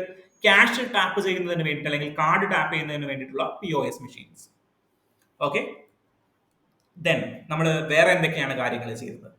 വേറെ എന്തൊക്കെയാണ് കാര്യങ്ങൾ ചെയ്തതെന്ന് പറയുമ്പോൾ നമ്മൾ PDS സിസ്റ്റംസ് നമ്മൾ ചെയ്തു. ദെൻ ന്യൂട്രീഷൻസിന് വേണ്ടിയിട്ട്, അതായത് ന്യൂട്രീഷൻസ് ഉറപ്പുവരുത്തുന്നതിന് വേണ്ടിയിട്ട് PM Poshan scheme, okay, PM Poshan schemes നമ്മൾ ഇൻട്രൊഡ്യൂസ് ചെയ്തു. Then integrated child development scheme പ്രകാരം നമ്മൾ ഡയറ്ററി, അതായത് കുട്ടികളുടെ ഭക്ഷണക്രമങ്ങൾ നമ്മൾ പുനർക്രമീകരിച്ചു. സോ PM പോഷൻ സ്കീം നമ്മൾ ചെയ്തു, ICDS സ്കീം നമ്മൾ പുനർക്രമീകരിച്ചു. ദെൻ നമ്മൾ PDS സിസ്റ്റം ട്രാൻസ്ഫോം ചെയ്തു. ടെക്നോളജിയെ യൂട്ടിലൈസ് ചെയ്തുകൊണ്ട് നമ്മൾ PDS സിസ്റ്റത്തെ ട്രാൻസ്ഫോം ചെയ്തു. സോ അതൊരു ബെസ്റ്റ് എക്സാമ്പിൾ ആണ് എന്തിനു വേണ്ടിയിട്ട്? ഈ ഗവർണൻസിന് വേണ്ടിയിട്ട്, അല്ലെങ്കിൽ ടെക്നോളജിയെ യൂസ് ചെയ്തുകൊണ്ട് എങ്ങനെ ഭരിക്കാം എന്നുള്ളതിന്റെ ഏറ്റവും വലിയ എക്സാമ്പിളുകളാണ്. ഓക്കെ, ദെൻ വേറെ എന്താ ഇവിടെ പറയുന്ന കാര്യം? അതായത് ഇന്ത്യയിൽ 60% ഇന്ത്യൻസും ഹെൽത്തി ഡയറ്റ് അൺഅഫോർഡബിൾ ആയിട്ടുള്ള ആളുകളാണ്. പക്ഷേ എന്താണ്, നമ്മൾ ഫുഡ് ഇൻഫ്ലേഷന് അനുപാതികമായിട്ട് നമ്മൾ എന്ത് ചെയ്തിട്ടില്ല? നമ്മളുടെ PDS സിസ്റ്റം അല്ലെങ്കിൽ ഫുഡ് ഇൻഫ്ലേഷന് അനുപാതികമായിട്ട് നമ്മൾ കൂടുതൽ ഡിമാൻഡ് ചെയ്യുന്നത് കുറഞ്ഞിട്ടില്ല. അതായത് ആളുകളിലേക്ക് എന്തെത്തുന്നുണ്ട്? ന്യൂട്രീഷൻ ഇന്ത്യയിൽ എത്തുന്നുണ്ട്. ഫുഡ് ഇൻഫ്ലേഷൻ കൂടിയാലും അതിന് യാതൊരു ഭംഗവും വരുത്തുന്നില്ല, ആളുകളിലേക്ക് എത്തുന്നുണ്ട്. ഓക്കെ, സോ നമ്മൾ എന്തൊക്കെയാ ചെയ്തത്? നമ്മൾ PDS സിസ്റ്റം ഒന്ന് റീഡിഫൈൻ ചെയ്തു. ഇന്റഗ്രേറ്റഡ് ചൈൽഡ് ഡെവലപ്മെന്റ് സ്കീം, കുട്ടികൾക്ക് വേണ്ടിയിട്ട് ന്യൂട്രീഷന് വേണ്ടിയിട്ടുള്ള കാര്യങ്ങൾ നമ്മൾ ചെയ്തു.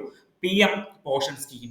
ദെൻ സ്റ്റോക്കുകൾ രണ്ട് പേഴ്സ്പെക്റ്റീവിലും പറയണം. എന്ത്? സ്റ്റോക്കുകളുടെ പേഴ്സ്പെക്റ്റീവിലും പറയണം, നമ്മളുടെ കൺസ്യൂമറിന്റെ പേഴ്സ്പെക്റ്റീവിൽ നിന്നും പറയണം. സപ്ലയറിന്റെ പേഴ്സ്പെക്റ്റീവിൽ എന്ത് ചെയ്തു? സപ്ലയേഴ്സിന്റെ കറപ്ഷൻസ് കുറയ്ക്കാൻ വേണ്ടിയിട്ട് റിയൽ ടൈം ഇൻവെന്ററി ട്രാക്കിങ്ങുകൾ നമ്മൾ നടത്തി.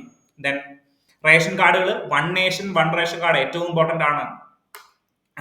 ഇന്ത്യയിൽ എവിടെ നിന്നോ ഉള്ള ആൾക്കും എവിടെ വേണമെങ്കിലും ഏത് റേഷൻ കടയിൽ പോയിട്ടും അവരുടെ സ്റ്റോക്ക് വാങ്ങാം. ഞാൻ കേരളത്തിൽ താമസിക്കുന്ന ഒരാളാണെങ്കിൽ എനിക്ക് വെസ്റ്റ് ബംഗാളിൽ പോയിട്ട് പോലും എനിക്ക് എന്ത് വാങ്ങാം? എൻ്റെ റേഷൻ വിഹിതം എനിക്ക് വാങ്ങാനായിട്ട് സാധിക്കും. ഓക്കെ, സോ ഇനി എന്താണ് ചലഞ്ചസ് ആയിട്ടുള്ളത്?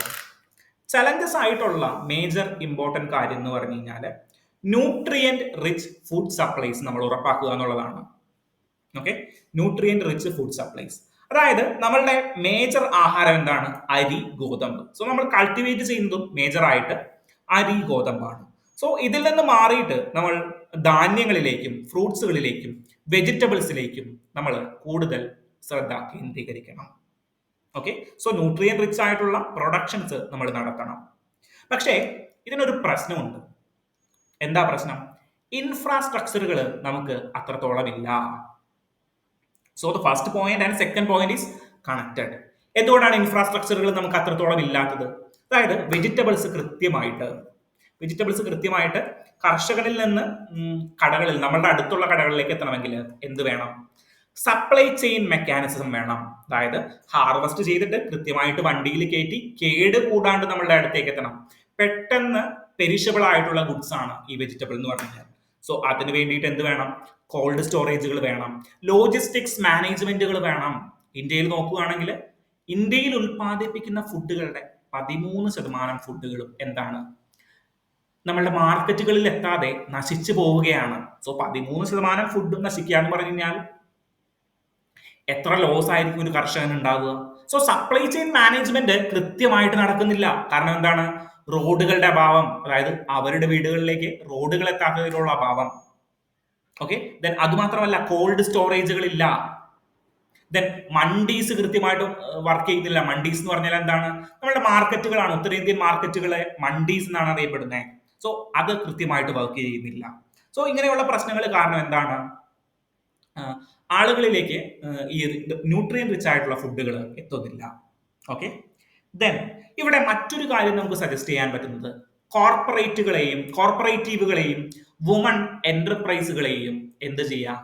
നമ്മൾ സപ്പോർട്ട് ചെയ്യാം. ഗ്രാസ് റൂട്ട് എന്റർപ്രൈസുകളെ, വുമൺ ലെഡ് ആയിട്ടുള്ള ഗ്രാസ് റൂട്ട് എന്റർപ്രൈസുകളെ, ദെൻ ഫാമേഴ്സ് പ്രൊഡ്യൂസേഴ്സ് ഓർഗനൈസേഷൻ പോലെയുള്ള കോർപ്പറേറ്റുകളെ നമ്മൾ സപ്പോർട്ട് ചെയ്യുക. പെർട്ടിക്കുലർലി ക്ലൈമറ്റ് റിസൈലന്റ് ആയിട്ടുള്ള ക്രോപ്പുകൾ കൾട്ടിവേറ്റ് ചെയ്യുന്നതിന് വേണ്ടിയിട്ടൊക്കെ നമ്മൾ സപ്പോർട്ട് ചെയ്യുക എന്നുള്ളതാണ് നമുക്ക് ചെയ്യാൻ പറ്റുന്ന ഒരു കാര്യം. ദെൻ ഈ വുമൺ ലെഡ് ഫുഡ് ബിസിനസ് എന്താണ്? അതായത് ഇന്ത്യയിൽ കണ്ടുവരുന്ന ഒരു ട്രെൻഡാണ് ഈ ഫെമിനൈസേഷൻ ഓഫ് അഗ്രികൾച്ചർ എന്ന് പറയുന്നത്. അതായത് സ്ത്രീകൾ അഗ്രികൾച്ചറിലേക്ക് ഇറങ്ങി കഴിയുമ്പോഴേക്കും അഗ്രികൾച്ചർ കുറച്ചും കൂടി പ്രോഫിറ്റബിൾ ആയിട്ട് മാറുന്നുണ്ട് എന്ന് കുറച്ച് ഗവേഷകർ കണ്ടെത്തി. ഓക്കെ, അതെങ്ങനെയാണ്? അവര് ഫെമിനൈസേഷൻ ഓഫ് അഗ്രികൾച്ചർ എന്താണ് എന്ന് മനസ്സിലായെന്ന് വിചാരിക്കുന്നു. വുമൻസ് കുറച്ചും കൂടി അഗ്രികൾച്ചറിലേക്ക് വരിക, അഗ്രികൾച്ചറൽ ബിസിനസ്സുകളിൽ കുറച്ചും കൂടി സാധ്യതകൾ തുറന്നു വരിക. സോ ഫെമിനൈസേഷൻ എന്ന് പറഞ്ഞു കഴിഞ്ഞാൽ കുറച്ചും കൂടി പ്രോഫിറ്റബിൾ ഉണ്ടാക്കുന്ന രീതിയിലേക്ക് ഇന്ത്യൻ അഗ്രികൾച്ചറിലെ മാറ്റാനായിട്ട് സ്ത്രീകൾക്ക് സാധിക്കുന്നുണ്ട്. അവർ കുറച്ചും കൂടി ഈഗാലിറ്റേറിയൻ ആയിട്ട് ചിന്തിക്കുന്നു, കുറച്ചും കൂടി ഡൈവേഴ്സിഫൈ ആയിട്ട് കൾട്ടിവേറ്റ് ചെയ്യുന്നു. അഗ്രികൾച്ചർ പ്രൊഡ്യൂസ് ചെയ്യുന്നതിനോടൊപ്പം തന്നെ പശുവിനെ വളർത്തുക, ദെൻ താറാവുകളെ വളർത്തുക, അല്ലെങ്കിൽ നമ്മളുടെ ഈ ആടുകളെ വളർത്തുക, അതിൽ നിന്ന് വരുമാനം ഉൽപ്പാദിപ്പിക്കുക. അങ്ങനെയുള്ള വഴിയെല്ലാം ഇവർ പല വഴികൾ സ്വരുക്കൂട്ടി എന്ത് ചെയ്യുന്നു? അഗ്രികൾച്ചറിനെ പ്രോഫിറ്റബിൾ ആക്കുന്നു. സോ വുമൺ ലെഡ് എന്റർപ്രൈസുകളെ നമ്മൾ കൂടുതലായിട്ട് പ്രൊമോട്ട് ചെയ്യുന്നു. ദെൻ എന്താണ്? ഫാമേഴ്സ് പ്രൊഡ്യൂസേഴ്സ് ഓർഗനൈസേഷൻ, ഇന്ത്യയിലെ one of the largest corporative agricultural systems ആണ് ഈ ഫാമേഴ്സ് പ്രൊഡ്യൂസേഴ്സ് ഓർഗനൈസേഷൻ എന്ന് പറഞ്ഞു കഴിഞ്ഞാൽ. നമ്മളുടെ ലിക്വിഡ് നാനോ യൂറിയ പോലെയുള്ള സംഭവങ്ങളൊക്കെ പ്രൊഡ്യൂസ് ചെയ്യുന്നതിലും ഡിസ്ട്രിബ്യൂട്ട് ചെയ്യുന്നതിലും ഒക്കെ പ്രധാനപ്പെട്ട പങ്ക് വഹിച്ച ഒരു ഓർഗനൈസേഷൻ ആണ് ഈ farmers producers organisation. Okay, so അങ്ങനെയുള്ള കോർപ്പറേറ്റീവുകളെ വളർത്തിയെടുക്കുക, അഗ്രികൾച്ചറൽ സിസ്റ്റത്തിലുള്ള കോർപ്പറേറ്റുകളെ വളർത്തിയെടുക്കുക എന്നുള്ളതും ഇവിടെ ഒരു സജഷൻ ആയിട്ട് നമുക്ക് വെക്കാം. ദെൻ ലെവറേജ് ഡിജിറ്റൽ ടൂൾസ്, അതായത് നമ്മൾ PDS സിസ്റ്റത്തിൽ എങ്ങനെയാണോ ഡിജിറ്റലൈസേഷൻ നടപ്പിലാക്കിയത്, ഡിജിറ്റൽ ടൂൾസിനെ ടെക്നോളജിയെ നമ്മൾ യൂട്ടിലൈസ് ചെയ്തത്, അതുപോലെ ഇനാം പോലെയുള്ള നാഷണൽ അഗ്രികൾച്ചറൽ മാർക്കറ്റ്, അതിനെയാണ് ഇനാം എന്ന് പറയുന്നത്. ദെൻ ജിയോ സ്പേഷ്യൽ ടൂളുകളെയും ഫാമേഴ്സ് ഇൻകം എൻഹാൻസ് ചെയ്യിക്കുന്നതിന് വേണ്ടിയിട്ടുള്ള പല ടൂളുകളെ ഈ ഇനാം എങ്ങനെയാണ് പ്രവർത്തിക്കുന്നതെന്ന് ഞാൻ പറഞ്ഞുതരാം. അതായത് ഇനാം എന്ന് പറഞ്ഞു കഴിഞ്ഞാൽ ഒരു ഇലക്ട്രോണിക് മാർക്കറ്റ് ആണ്. മണ്ടി സിസ്റ്റം എങ്ങനെ പ്രവർത്തിക്കുമോ അതുപോലെ ഇലക്ട്രോണിക്കലി ഒരു മാർക്കറ്റ് പ്രവർത്തിക്കും. സ്റ്റോക്ക് എക്സ്ചേഞ്ചുകളൊക്കെ പ്രവർത്തിക്കുന്ന പോലെ അഗ്രികൾച്ചറിന് വേണ്ടിയിട്ട് ഒരു മാർക്കറ്റ് ഓൺലൈനിൽ തുടങ്ങിയിരിക്കുകയാണ്. അതിനെയാണ് ഈ നാം എന്ന് പറയുന്നത്. അതിൽ ഇന്ത്യയിൽ എവിടെ ഇരുന്നും നമുക്ക് ബിഡ് ചെയ്യാം. ഓക്കെ, സോ അതിൽ വാങ്ങാനുള്ളവരും വരും, വിൽക്കാനുള്ളവരും വരും. ആമസോൺ പോലെ ഓക്കെ, അഗ്രികൾച്ചറിന് വേണ്ടിയിട്ടുള്ള ഒരു ആമസോൺ ആണ് ഈ നാം എന്ന് നിങ്ങൾ കരുതിയിരിക്കുക. സോ അങ്ങനെയാണ് ഈ നാം വർക്ക് ചെയ്യുന്നത്. ഓക്കെ, സോ ഇതാണ് ഇതിന്റെ ഒരു ഡീറ്റെയിൽസ് എന്ന് പറഞ്ഞു കഴിഞ്ഞാൽ. എങ്ങനെ? Then global implications, which means ഇന്ത്യയുടെ ഈ റെഡ്യൂസിങ് ഹങ്കേഴ്സിനെയും ന്യൂട്രീഷൻ ഡെഫിഷ്യൻസിയെയും റെഡ്യൂസ് ചെയ്യുന്നത് ഗ്ലോബൽ ലെവലിന് ഒരു എക്സാമ്പിൾ ആണ്. എങ്ങനെയാണ് എക്സാമ്പിൾ ആകുന്നത്?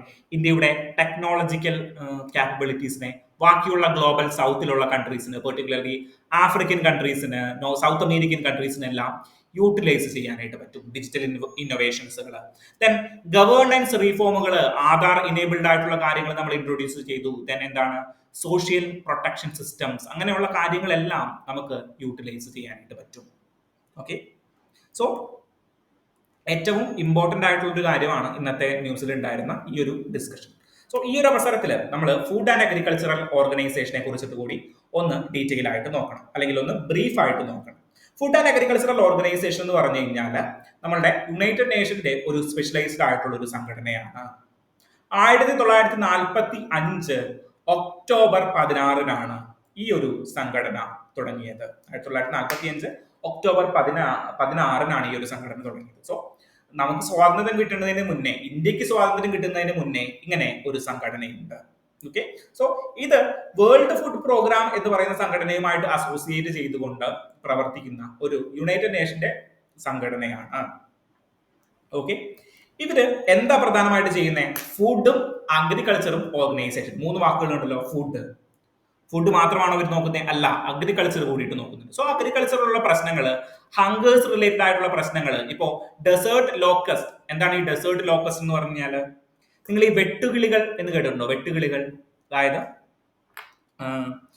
കൃഷി നശിപ്പിക്കാനായിട്ട് കൂട്ടത്തോടെ എത്തുന്ന കിളികളെയാണ് ഈ വെട്ടുകിളികൾ എന്ന് പറയുന്നത്. അതായത് അത് എക്സാക്ട്ലി നമ്മളുടെ പക്ഷി പോലെ ഇരിക്കുന്ന കിളികളല്ല, ചെറിയ നമ്മുടെ പുൽച്ചാടിയൊക്കെ പോലെ ഇരിക്കുന്നതിന്റെ വലിയൊരു സൈസാണ്.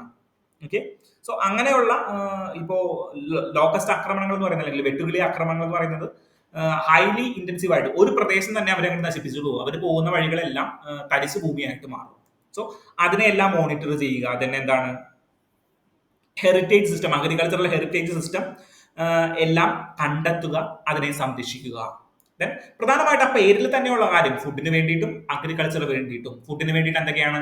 ന്യൂട്രീഷൻ സ്പെസിഫിക്, ഹങ്കർ സ്പെസിഫിക്, അങ്ങനെയുള്ള കാര്യങ്ങളൊക്കെ ചെയ്യുക.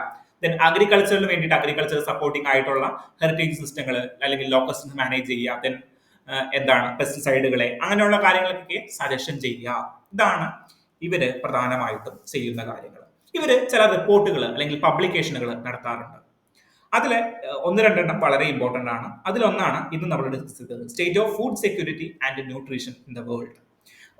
ഒരു പ്രിലിംസ് ക്വസ്റ്റൻ ആയിട്ട് ചോദിച്ചൂടെ, the state of food security and nutrition in the world report is published by, is produced by which organization? World Trade Organization, World Food Program, or Food and Agricultural Organization, then united nations organization. ഇതിൽ ഏതാണെന്ന് പറയും? Food and agricultural organization. So അങ്ങനെയൊക്കെ ചോദ്യങ്ങൾ ചിലപ്പോൾ വരാം, സാധ്യത കുറവാണ്, എന്നാലും ഒന്ന് കരുതിയിരിക്കുക. Then state of world forest, വേൾഡിന്റെ ഫോറസ്റ്റുമായി ബന്ധപ്പെട്ട റിപ്പോർട്ട്. അപ്പൊ നിങ്ങൾ ഇങ്ങനെ ഒരു പേര് കേൾക്കുമ്പോൾ വേൾഡ് ഫോറസ്റ്റ് റിപ്പോർട്ട് അല്ലെങ്കിൽ സ്റ്റേറ്റ് ഓഫ് വേൾഡ് ഫോറസ്റ്റ് എന്ന് പറയുന്നത് ഫുഡും അഗ്രികൾച്ചറൽ ഓർഗനൈസേഷൻ വരുമോ എന്നൊരു സംശയം നിങ്ങളുടെ മനസ്സിൽ വരും. സോ അങ്ങനെ ഒരു സംശയം വേണ്ട. സ്റ്റേറ്റ് ഓഫ് വേൾഡ് ഫോറസ്റ്റ് എന്ന് പറയുന്ന ഒരു report, state of world fisheries and aquaculture എന്ന് പറയുന്ന ഒരു report, then state of food and agriculture and the state of agricultural commodity market. ഇങ്ങനെ ഡിഫറെന്റ് റിപ്പോർട്ടുകൾ, ഈ 4 എണ്ണം മാത്രമല്ല, ഡിഫറെന്റ് റിപ്പോർട്ടുകൾ ഈ food and agriculture organisation produce ചെയ്യാറുണ്ട്. സോ സ്റ്റേറ്റ് ഓഫ് വേൾഡ് എന്ന് പറയുന്ന ഒരു വാക്കൊക്കെ നിങ്ങൾക്ക് അസൈൻ ചെയ്യാനായിട്ട് പറ്റണം, food and agriculture organisation. So ഇങ്ങനെയുള്ള റിപ്പോർട്ടുകൾ പരസ്പരം കേൾക്കുമ്പോൾ ഇങ്ങനെയുള്ള വാക്കുകൾ നിങ്ങൾ പിടിക്കാനായിട്ട് പറ്റണം, state of food and agricultural organization. Okay, next ആർട്ടിക്കിളിലേക്ക് പോകണം. Next article is related to nominations of MLAs to union territory assemblies. അതായത് ഇന്ത്യയിൽ ഇലക്ടറൽ റോള് നിലവിൽ നിൽക്കുന്ന അല്ലെങ്കിൽ ഇലക്ടഡ് റെപ്രസെന്റേറ്റീവ് നിലനിൽക്കുന്ന സമയത്ത് തന്നെ ഗവൺമെന്റിന് പെർട്ടിക്കുലർലി ലോകസഭയിലേക്ക് വേണ്ടിയിട്ടും രാജ്യസഭയിലേക്ക് വേണ്ടിയിട്ടും സ്റ്റേറ്റ് അസംബ്ലീസിലേക്ക് വേണ്ടിയിട്ടും ദെൻ യൂണിയൻ ടെറിട്ടറിയിലെ അസംബ്ലീസിലേക്ക് വേണ്ടിയിട്ടും ആളുകളെ നോമിനേറ്റ് ചെയ്യാനായിട്ട് സാധിക്കും. നോമിനേഷൻ എന്ന് പറഞ്ഞു കഴിഞ്ഞാൽ ഇലക്ഷൻ ഇല്ലാണ്ട് ഗവൺമെന്റിന് പ്രീതിപ്പെടുത്തുന്ന ആളുകളെ ഗവൺമെന്റിന് സജസ്റ്റ് ചെയ്യാനായിട്ട് സാധിക്കും, നോമിനേറ്റ് ചെയ്യാനായിട്ട് പറ്റും. സോ അവർക്ക് ഇലക്ട്രൽ റെപ്രസെന്റേറ്റീവ് ആയിട്ട് വരുന്ന ആളുകളുടെ അതേ പൊസിഷൻ തന്നെ അല്ലെങ്കിൽ അതേ റൈറ്റുകൾ തന്നെ അവർക്കും ലഭിക്കും. ഓക്കെ, സോ അങ്ങനെയാണെങ്കിൽ എവിടെയൊക്കെ ഉണ്ട് ഇപ്പോൾ കറന്റ് ഈ നോമിനേഷൻ എന്ന് പറയുന്ന പ്രക്രിയ? കേരള ലെജിസ്ലേറ്റീവില് ആരെങ്കിലും നോമിനേറ്റഡ് ആയിട്ടുണ്ടോ? ഉണ്ട്. 2020 വരെ ആംഗ്ലോ ഇന്ത്യൻ കമ്മ്യൂണിറ്റീസിന് ഒരു നോമിനേഷൻ ഉണ്ടായിരുന്നു എല്ലാ ലെജിസ്ലേറ്റീവ് അസംബ്ലികളിലും. ദെൻ നമ്മളുടെ ലോകസഭയിലും ആംഗ്ലോ ഇന്ത്യൻ കമ്മ്യൂണിറ്റിക്ക് വേണ്ടിയിട്ട് ഒരു നോമിനേഷൻ പ്രക്രിയ ഉണ്ടായിരുന്നു. സോ കേരളത്തിലെ ടോട്ടൽ MLAസിന്റെ എണ്ണം എത്രയാണ്? ഇപ്പോ 140 2019-20 കാലഘട്ടം വരെ എത്രയായിരുന്നു? 141 MLAs ആയിരുന്നു. ഓക്കെ, അതിലൊരാൾ nominated from the Anglo Indian community. കോൺസ്റ്റിറ്റ്യൂഷന്റെ 104ാമത്തെ അമെന്റ്മെന്റ് പ്രകാരം എന്താ ചെയ്തേ? ഈ ആംഗ്ലോ ഇന്ത്യൻ കമ്മ്യൂണിറ്റിക്ക് വേണ്ടിയിട്ടുള്ള നോമിനേഷൻ പ്രക്രിയ നമ്മൾ എടുത്തു കളഞ്ഞു. ഓക്കെ, എന്തുകൊണ്ടാണ് എടുത്തു കളഞ്ഞേ? അതായത് ഇത് ഇൻഡെഫിനിറ്റ് പീരീഡിലേക്ക് വേണ്ടിയിട്ട് വെച്ചൊരു കാര്യമല്ല. നമ്മളുടെ റിസർവേഷനുകൾ പോലെ ഇൻഡെഫിനിറ്റ് പീരീഡുകളിലേക്ക് നമ്മൾ വെച്ച ഒരു കാര്യമല്ല. റിസർവേഷൻ ആയി കഴിഞ്ഞാലും ആംഗ്ലോ ഇന്ത്യൻ കമ്മ്യൂണിറ്റിക്ക് വേണ്ടിയിട്ടുള്ള റെപ്രസെന്റേഷൻ ആയി കഴിഞ്ഞാലും ഈ നോമിനേഷന്റെ പ്രത്യേകത എന്താ? എന്തിനു വേണ്ടിയിട്ടാണ് നോമിനേഷൻ ക്രിയേറ്റ് ചെയ്തിരിക്കുന്നത്? നമ്മൾ കൃത്യമായിട്ട് റെപ്രസെന്റ് ചെയ്യപ്പെടാത്ത സമൂഹങ്ങളെ, വോട്ടിന്റെ എണ്ണത്തിൽ അല്ലെങ്കിൽ ആളുകളുടെ എണ്ണത്തിൽ കുറവുള്ള സമൂഹങ്ങളെ എന്ത് ചെയ്യുന്നതിന് അവരുടെ ശബ്ദം കൂടിയിട്ട് നമ്മളുടെ ലെജിസ്ലേറ്റീവ് പ്രൊസീജിയറുകളിൽ, നിയമ നിർമ്മാണ പ്രക്രിയകളിൽ കേൾക്കുന്നതിന് വേണ്ടിയിട്ടാണ് നമ്മൾ നോമിനേഷൻ ഇൻക്ലൂഡ് ചെയ്തിരിക്കുന്നത്. സോ 2020 വരെ ആരുണ്ടായിരുന്നു? ആംഗ്ലോ ഇന്ത്യൻ കമ്മ്യൂണിറ്റിക്ക് വേണ്ടിയിട്ട് നോമിനേഷനുകൾ ഉണ്ടായിരുന്നു. സോ ലോകസഭയിലും ലെജിസ്ലേറ്റീവ് അസംബ്ലികളിലും 104ാമത്തെ അമെന്റ്മെന്റ് പ്രകാരം എന്തെടുത്തു കളഞ്ഞു? നമ്മളുടെ ആംഗ്ലോ ഇന്ത്യൻ കമ്മ്യൂണിറ്റിയുടെ റിസർവേഷൻ എടുത്തു കളഞ്ഞു, അല്ലെങ്കിൽ നോമിനേഷൻ എടുത്തു കളഞ്ഞു. കറന്റ് നോമിനേഷൻ ഉള്ളത് രാജ്യസഭയിലേക്കാണ്. ഓക്കെ, കറന്റ് നോമിനേഷൻ ഉള്ളത് രാജ്യസഭയിലേക്കാണ്. രാജ്യസഭയിൽ പ്രസിഡന്റിന് 12 പേരെ നോമിനേറ്റ് ചെയ്യാനായിട്ട് പറ്റും. ഓക്കെ, 12 പേരെ നോമിനേറ്റ് ചെയ്യാൻ പറ്റും. പക്ഷേ ഇത് with the aid and advice of the Union Council of Ministers. Union council of മിനിസ്റ്റേഴ്സിന്റെ എയ്ഡ് ആൻഡ് അഡ്വൈസോട് കൂടിയിട്ടായിരിക്കും. അല്ലാണ്ട് പ്രസിഡന്റിന് നാളെ കാണുന്ന 12 പേരെ പിടിച്ചിട്ട് അപ്പോയിന്റ്മെന്റ് ചെയ്യാനായിട്ട് സാധിക്കില്ല. ഓക്കെ ആണോ? ദെൻ സ്റ്റേറ്റ് ലെജിസ്ലേച്ചറുകളുടെ കാര്യത്തിൽ, അതായത് സ്റ്റേറ്റ് ലെജിസ്ലേച്ചറുകളുടെ കാര്യത്തിൽ 2020 വരെ ആംഗ്ലോ ഇന്ത്യൻ കമ്മ്യൂണിറ്റിക്ക് ഉണ്ടായിരുന്നു. പക്ഷേ ഇവിടെ ഒരു എക്സെപ്ഷൻ ആയിട്ട് വരുന്നത് യൂണിയൻ ടെറിട്ടറിയുടെ കാര്യത്തിലാണ്. ഓക്കെ, സോ എന്താണ് യൂണിയൻ ടെറിട്ടറി എന്ന് പറഞ്ഞു കഴിഞ്ഞാൽ, യൂണിയൻ ടെറിട്ടറി സിംപ്ലി മീൻസ് യൂണിയന്റെ ടെറിട്ടറി, അതായത് സെന്റർ നേരിട്ട് ഭരിക്കുന്ന ടെറിട്ടറിയാണ് യൂണിയൻ ടെറിട്ടറീസ്. അവിടെ ഒരു ലെഫ്റ്റനന്റ് ഗവർണർ ഉണ്ടാകും. സാധാരണ ഗവർണർ അല്ല, ലെഫ്റ്റനന്റ് ഗവർണർ ആയിരിക്കും. അദ്ദേഹമായിരിക്കും അവിടുത്തെ പ്രധാന ഭരണാധികാരി. ദെൻ ചില യൂണിയൻ ടെറിട്ടറീസിന് എന്തുണ്ട്? അസംബ്ലീസ് ഉണ്ട്. Particularly national capital territory of Delhi, ഡൽഹിക്ക് അസംബ്ലി ഉണ്ട്. എന്ത്? ലെജിസ്ലേറ്റീവ് അസംബ്ലി, നിയമങ്ങൾ നിർമ്മിക്കാനായിട്ടുള്ള അസംബ്ലി. ദെൻ പുതുച്ചേരി അല്ലെങ്കിൽ പോണ്ടിച്ചേരി. ദെൻ വേറെ എവിടെയാണ്? ജമ്മു ആൻഡ് കാശ്മീർ എന്ന് പറയുന്ന അസംബ്ലിക്കും എന്തുണ്ട്? നമ്മളുടെ കോൺസ്റ്റിറ്റ്യൂവന്റ് അസംബ്ലി അല്ല, ലെജിസ്ലേറ്റീവ് അസംബ്ലി അല്ലെങ്കിൽ ജമ്മു ആൻഡ് കാശ്മീർ എന്ന് പറയുന്ന യൂണിയൻ ടെറിട്ടറിക്കും അസംബ്ലീസ് ഉണ്ട്. പക്ഷേ ഇവിടെ ഒരു പ്രത്യേകതയുണ്ട്. ഇവിടെ നമുക്ക് എന്ത് ചെയ്യാം? നമ്മളുടെ നൊമിനേഷൻ പ്രക്രിയ ചെയ്യാം, അല്ലെങ്കിൽ എം എൽ എസിനെ നോമിനേറ്റ് ചെയ്യാനായിട്ട് പറ്റും. അത് ആദ്യമായിട്ട് ഇൻട്രൊഡ്യൂസ് ചെയ്യുന്നത് എവിടെയാണ്? പുതുച്ചേരി അല്ലെങ്കിൽ പോണ്ടിച്ചേരി യൂണിയൻ ടെറിട്ടറിയിലാണ് ആദ്യമായിട്ട് ഈ എം എൽ എസിനെ ലെഫ്റ്റനന്റ് ഗവർണേഴ്സിന് നോമിനേറ്റ് ചെയ്യാം എന്നുള്ളൊരു ആവശ്യം വരുന്നത്. സോ ആദ്യമായിട്ട് വരുന്നത് എവിടെയാണ്? പുതുച്ചേരിയിലാണ് അല്ലെങ്കിൽ പോണ്ടിച്ചേരിയിലാണ്. സോ ഡൽഹിയിൽ പെർട്ടിക്കുലർലി നോക്കുകയാണെങ്കിൽ 30 MLAs ഉണ്ട്. ഓക്കെ, 30 ലെജിസ്ലേറ്റീവ് കോൺസ്റ്റിറ്റ്യുവൻസീസ് ഉണ്ട്. സോ ഇവിടെ എല്ലാവരും ഇലക്റ്റഡ് ആണ്. ദെൻ മേജർ ഒരു എക്സെപ്ഷൻ വരുന്നത് പോണ്ടിച്ചേരിയിലായിരുന്നു, ജമ്മു ആൻഡ് കാശ്മീർ വരുന്നതിന് മുന്നേ വരെ. ഓക്കെ, ജമ്മു ആൻഡ് കാശ്മീരിൽ അല്ലെങ്കിൽ പോണ്ടിച്ചേരിയിൽ എത്രയാണ്? സോറി, ഡൽഹിയിൽ 70 ടോട്ടൽ ഇലക്ടഡ് മെമ്പേഴ്സ്. മാറിപ്പോയതാണ്, 70 മെമ്പേഴ്സ് ആണ്. അതിലെല്ലാവരും ഇലക്ടഡ് ആണ്. നമ്മളുടെ പുതുച്ചേരിയിൽ 30 ഇലക്ടഡ് MLAs ആണ്. ഓക്കെ, 30 MLAs ആണ്. ദെൻ അതിൽ 3 പേര് നോമിനേറ്റഡ് മെമ്പേഴ്സ് ആണ്. ഓക്കെ, സോ ഈ 3 മെമ്പേഴ്സിനെ ആര് നോമിനേറ്റ് ചെയ്യും? നമ്മുടെ ലെഫ്റ്റനന്റ് ഗവർണർ നോമിനേറ്റ് ചെയ്യും. Okay, lieutenant governor. So it will eventually nominated by the central government. അപ്പോൾ ഒരു ചോദ്യമുണ്ട്, MLAമാര് ഇലക്ട് ചെയ്ത് വരുന്നു, അവിടുത്തെ ജനങ്ങളുടെ ഇലക്ട്രൽ റെപ്രസെന്റേഷൻ അല്ലെങ്കിൽ ഇലക്ട്രൽ റൈറ്റ് യൂസ് ചെയ്തുകൊണ്ട് എന്ത് വരുന്നു? അവര് തെരഞ്ഞെടുക്കപ്പെടുന്നു. പക്ഷെ 3 പേര് നോമിനേറ്റ് ചെയ്യപ്പെടുന്നു. ഇവർക്ക് ഈക്വൽ അധികാരങ്ങളാണോ? ഓക്കെ, നിങ്ങൾ ഒന്ന് ചിന്തിച്ചു നോക്കി. 30 പേരാണ് പോണ്ടിച്ചേരിയിലുള്ളത്. 30 പേരിന്റെ എത്ര ശതമാനമാണ് 3 എന്ന് പറയുന്നത്? 10%. ഓക്കെ, സോ ഈ 3 പേര് വിചാരിച്ചു കഴിഞ്ഞു കഴിഞ്ഞാല് അവിടെ ഒരു ഡിസിഷൻ പെൻഡിങ് വെച്ചൂടെ? ഫോർ എക്സാമ്പിൾ, ഒരു സ്പെഷ്യൽ മെജോറിറ്റിയിൽ പാസ്സാകേണ്ട ഒരു നിയമമാണെന്ന് വിചാരിക്കുക. ഓക്കെ, സോ 2 സഭകളുണ്ട് ഫോർ എക്സാമ്പിൾ, അല്ലെങ്കിൽ 2 പാർട്ടീസ് ഉണ്ട് അതിനുള്ളിൽ തന്നെ. അതായത് വലതുപക്ഷമുണ്ട്, ഇടതുപക്ഷമുണ്ട് എന്ന് വിചാരിക്കുക. സോ ഒരു നിയമം പാസ്സാക്കാനായിട്ട് സ്പെഷ്യൽ മെജോറിറ്റി വേണം. സ്പെഷ്യൽ മെജോറിറ്റി വേണമെങ്കിൽ എന്താ പ്രശ്നം? 2/3 മെജോറിറ്റി വേണം. സോ ഒരു നിയമം പാസ്സാക്കണമെങ്കിൽ എന്ത് സംഭവിക്കണം? ഈ നോമിനേറ്റഡ് മെമ്പേഴ്സ് കൂടിയിട്ട് എന്ത് ചെയ്യണം? ഭാഗാക്കിയാൽ മാത്രമേ ഒരു സ്പെഷ്യൽ അല്ലെങ്കിൽ ഒരു നിയമം പാസ്സാക്കുകയുള്ളൂ. ചില നിയമങ്ങളൊക്കെ പാസ്സാക്കുകയുള്ളൂ. സോ സെന്ററിന് കൈകടത്താനായിട്ടുള്ള ഒരു ടൂളായിട്ട് ഈ നോമിനേഷൻ പ്രക്രിയ മാറുന്നുണ്ടോ? ചിലപ്പോ മാറിയേക്കാം. ഇതിനെതിരെ ലക്ഷ്മി നാരായണൻ എന്ന് പറയുന്ന ഒരാള് എങ്ങടേക്ക് പോയി? കോടതിയിലേക്ക് പോവുകയാണ്, മദ്രാസ് ഹൈക്കോടതിയിലേക്ക് പോവുകയാണ്. സോ മദ്രാസ് ഹൈക്കോടതിയോട് പറഞ്ഞു, നോമിനേറ്റഡ് മെമ്പേഴ്സിനെ ഉൾപ്പെടുത്തുന്നത് ആരുടെ താല്പര്യങ്ങൾ? ലെഫ്റ്റനന്റ് ഗവൺമെന്റിന്റെ താല്പര്യങ്ങൾ സംരക്ഷിക്കുന്നതിന് വേണ്ടിയിട്ടാണ്. അതും ആരുടെ അഡ്വൈസ് ഇല്ലാണ്ട്? നമ്മളുടെ കൗൺസിൽ ഓഫ് മിനിസ്റ്റേഴ്സിന്റെ അഡ്വൈസ് ഇല്ലാണ്ട്. ഇവിടെ നിങ്ങൾ നോക്കി തിരിച്ചു വന്നേ, രാജ്യസഭയിലേക്ക് എങ്ങനെയാണ് 12 പേരെ നോമിനേറ്റ് ചെയ്യുന്നത്? Advice of the aid and advice of the union council of ministers. പക്ഷേ യൂണിയൻ ടെറിട്ടറിയിലേക്ക് വരുമ്പോ എന്താ?